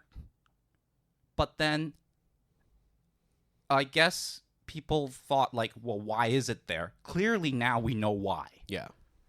Like, I think there are a lot of people, not us included, because we had no prior knowledge of whatsoever, right? Right. It was only when we started reading it that we knew how good this thing was. And then we fought for it. Yet so negatively received, right? Yeah, it was like the injustice of it all. I think it's literally just because, like the guy. I think it's just because of the fact that there's just so many other like shonen actions out there. But that doesn't mean that you should, step aside. Did you just watch the first episode, or you watched the second episode? Just the first episode is enough for people to know. Dude, the second episode is fucking crazy good, dude. I mean, like, the first is already crazy enough, right? So then, like, we watch that first episode, you'll be more inclined to watch more. I think it was just because I wanted to watch other stuff. Oh, no. Right? I know. But, I know. this is definitely... It was on Hong Kong Netflix, so... Yeah, so I think this is definitely a series that people should definitely get on. And hopefully... bring up its original source score, because let's be real, 6.5 is sacrilegious. There's absolutely no way it should be rated that low. I think this is my most MVP show of the season. Not because, you can think about Monogatari, you can think about Oshinoko, maybe even Tower of God as like the sequels. You can think of Alya, you can think of a myriad of different shows like Wistoria, as well as also Surprisingly. Yeah. But I think Elusive Samurai was the one that I was most nervous about, because I love Cloverworks. They do great work in general. And the manga, you and I fought hard, at least on like the podcast, right? Absolutely. And then when we see, like, it's like when you get, like, a video game, but you don't get early review copies for it, like, critics don't get it, it's like a bad sign, right? Mm-hmm. And when you don't see, like, footage of it, you're like, I don't know, man, like, this is kind of weird. And then I remember watching it, the first episode with the OP, and the OP starts, and I'm just like, it's da-da-da-da, da-da-da-da, and then I was just like, oh, I'm not smiling anymore, that's fucked up. Oh, that's fucked up. Yeah. Oh, shit. Oh, wow. Wow, he moves real fast. I have absolutely no qualms in suggesting people watch Elusive Samurai. I actually implore people to watch it, because don't look at how low its manga score is. It's clearly doing way better than expected with its current anime score. Guys, I hate to break it to you, but the anime Illuminati told Will and I the reason why for the low mouse score is because it's trying to be elusive. It's meta, bro. Oh, dude. Okay. I mean, like let's not hope that's the real reason why it's rated so low. No. But there's no like secret team that is just deliberately like review bombing the no, manga. because it's meta, because it's elusive, right? Too meta. Just kidding. So that brings the end of the seasonal review for summer 2024. How are we doing on time? 2 hours and 20 minutes. Okay. We've definitely gone over a bunch of stuff that we, were kind of lukewarm about, but there's definitely a handful, more than a handful of series I think people should definitely watch. I think you should definitely watch Alya Hides Her Emotions in Russian. I think you should definitely watch Makeine, Too Many Losing Heroines. Definitely watch Wistoria. Definitely watch Elusive Samurai. Nokotan, definitely watch that as well. I think you should also definitely watch Shoshimin series. How to Become Ordinary. I think those are definitely the standout ones that are, without a doubt, like the spotlight. And one thing just to like a cohesive end towards our review is the theme of two things emerge from looking at the lineup and watching a lot of these first couple episodes of all these shows is unexpected bag of assortment of mishmash of quality. A lot of carbon copies of other maybe more acclaimed or more popular shows. Whether you should compare it or not, it kind of feels like those. Mm-hmm. Some do it better than others in terms of either carving out its own niche within the mimicking, or they're just a worse off carbon copy. And the last thing I would say is there is way too many romance and harem, and I don't know if that's a good or bad thing, but usually summer, it's like this weird thing for like anime. I mean, if we just look at like romance alone, there's 11 series out of like 45, 50 for the season. Yeah, close to 25% of the stuff you were watching this season is going to be focused on romance. Yeah, and a lot of people always come up to Will and I around every so often when the new season starts, like, oh, what do we need to watch? What do we need to watch? I would say in general for the summers that we do, it's always the time where we're like, there are still good shows. Here are some of them. But you can also probably catch up on those shows because the next season of fall is when A, B, C, D, E, F, G shows you have to watch. Yeah. But I think, like, for sure, 6 series you definitely should check out for the summer. Shoshimin series, How to Become Ordinary, My Dear Friend Nokotan, Elusive Samurai, Wistoria Wand and Sword, Makeine, Too Many Losing Heroes, as well as Alya Hides Her Emotions in Russian. Now, that doesn't mean, of course, like things like Oshinoko and Fairy Tail, as well as Tower of God Season 2. So let's spend literally a couple of minutes talking about those sequels. Oshinoko is just obvious, right? So let's just get that out of the way. It's really good, probably. You're going to watch it. I'm going to watch it. So there's no need to talk about it. Tower of God, though. Kind of weird of a long hiatus. I think I think that they were just kind of dealing with the whole, like, oh, we released, like, 3 back-to-back-to-back webtoon adaptations, right? With Crunchyroll. The God of High School, the one that you absolutely Noblesse, and then Tower of God as well. And I think Tower of God, it was like 6 years before the last one came out. I'm just surprised 4 years. That partnership is still intact. The Crunchyroll webtoon partnership. Well, I mean, it's definitely changed. It's not the same studio anymore. Yeah. Yeah, the Answer Studio is the one that's doing it. Over Telecom Animation Film, which did the first season of Tower of God. And I think Will wanted to watch From Me to You Season 3, but it's not out yet. It's out in August. So I mean, it's the same with Kengan Ashura as well, but that one's not coming out until next month. And we will probably be watching Look Back at a certain point because it's coming out in theaters in Hong Kong soon. Yeah, next month, end of August is probably when it'll be airing here. So we'll find a time to watch it. But yeah, I think in general, I hate it when we review shows because, to be honest, we spent a lot of time watching shows. Yeah, new shows, I mean, right? And it's an ordeal of sorts, and you can be like, oh wow, first world problems, right? But sometimes it's like, especially in the summer, like this is very representative of like I don't really know where to put my foot down on a lot of these shows. Like obviously like the Elusive Samurais, right? The Alya, the Dear Friend, like those are like just obvious, right? I'm gonna tell you when I do the anime retrospective for this year. It's gonna be interesting. No, I mean I can tell you immediately. There's a lot of 6s compared to 7s this time round, and so I can already tell you that the average score is gonna be dragged down massively. But that doesn't mean that there aren't good series to watch. The 6 we've mentioned already, definitely watch those. If you're already on the Tower of God, Fairy Tail, and Oshinoko trains, And Monogatari. keep at it. Oh yeah, and of course, fucking Monogatari as well. Off season, monster season. Watch those. Yeah. I think that's basically it. Show note time. Yeah. And thanks for spending time with us while I am trying to catch my breath. But listening to this episode of us talking about summer seasonals for the Good Anime Palette podcast. If you want to, we greatly appreciate you leaving a rating or review. If not, we thank you for listening nonetheless. If you want to contact us, you can do so via the following ways.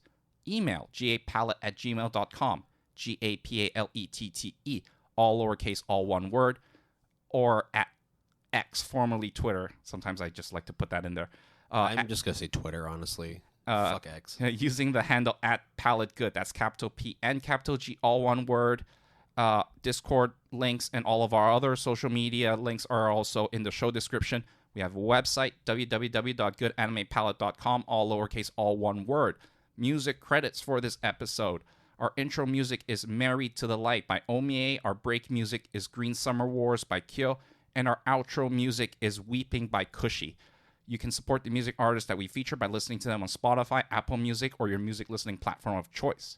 And Epidemic Sound provides all of our royalty-free music. If you're interested, you can always sign up using the referral link in our show description. Terms and conditions apply. Our seasonal premiere episodes are always a bit lengthy because there's just a lot to cover. And I mean, especially if you dedicate like 5 to 10 minutes per entry, I mean, you're going to be hitting around the 2.5 hour mark. They used to be 3 hours long. So. Yeah. So we have already cut back, right? Yeah.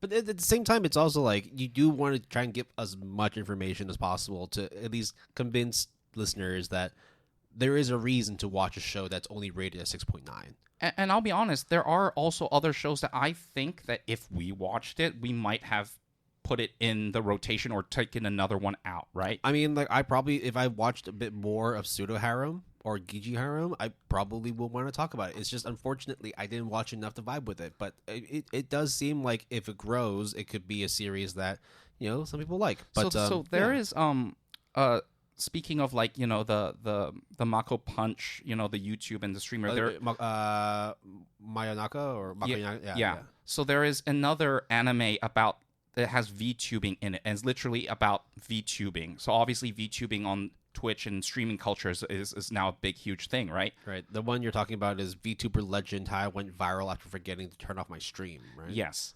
And one thing I will say really quick about that is the premise is hilarious because it's about a VTuber that didn't get any traction, forgot to turn off, I mean, as the title implies, her stream, starts drinking alcohol and starts cussing up a storm. Then everyone literally tells her that she has left her stream on, and that she was like, oh shit. And it actually says that. Like, oh, beep, beep, beep, beep, beep.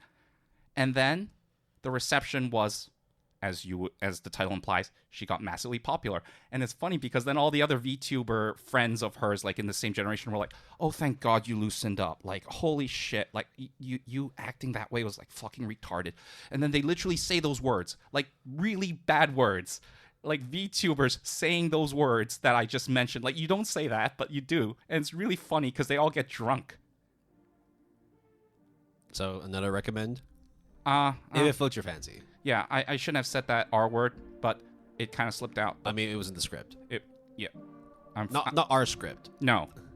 No one's pointing a gun at me and telling me to say that. But that would be the end of our episode. Catch you guys next time.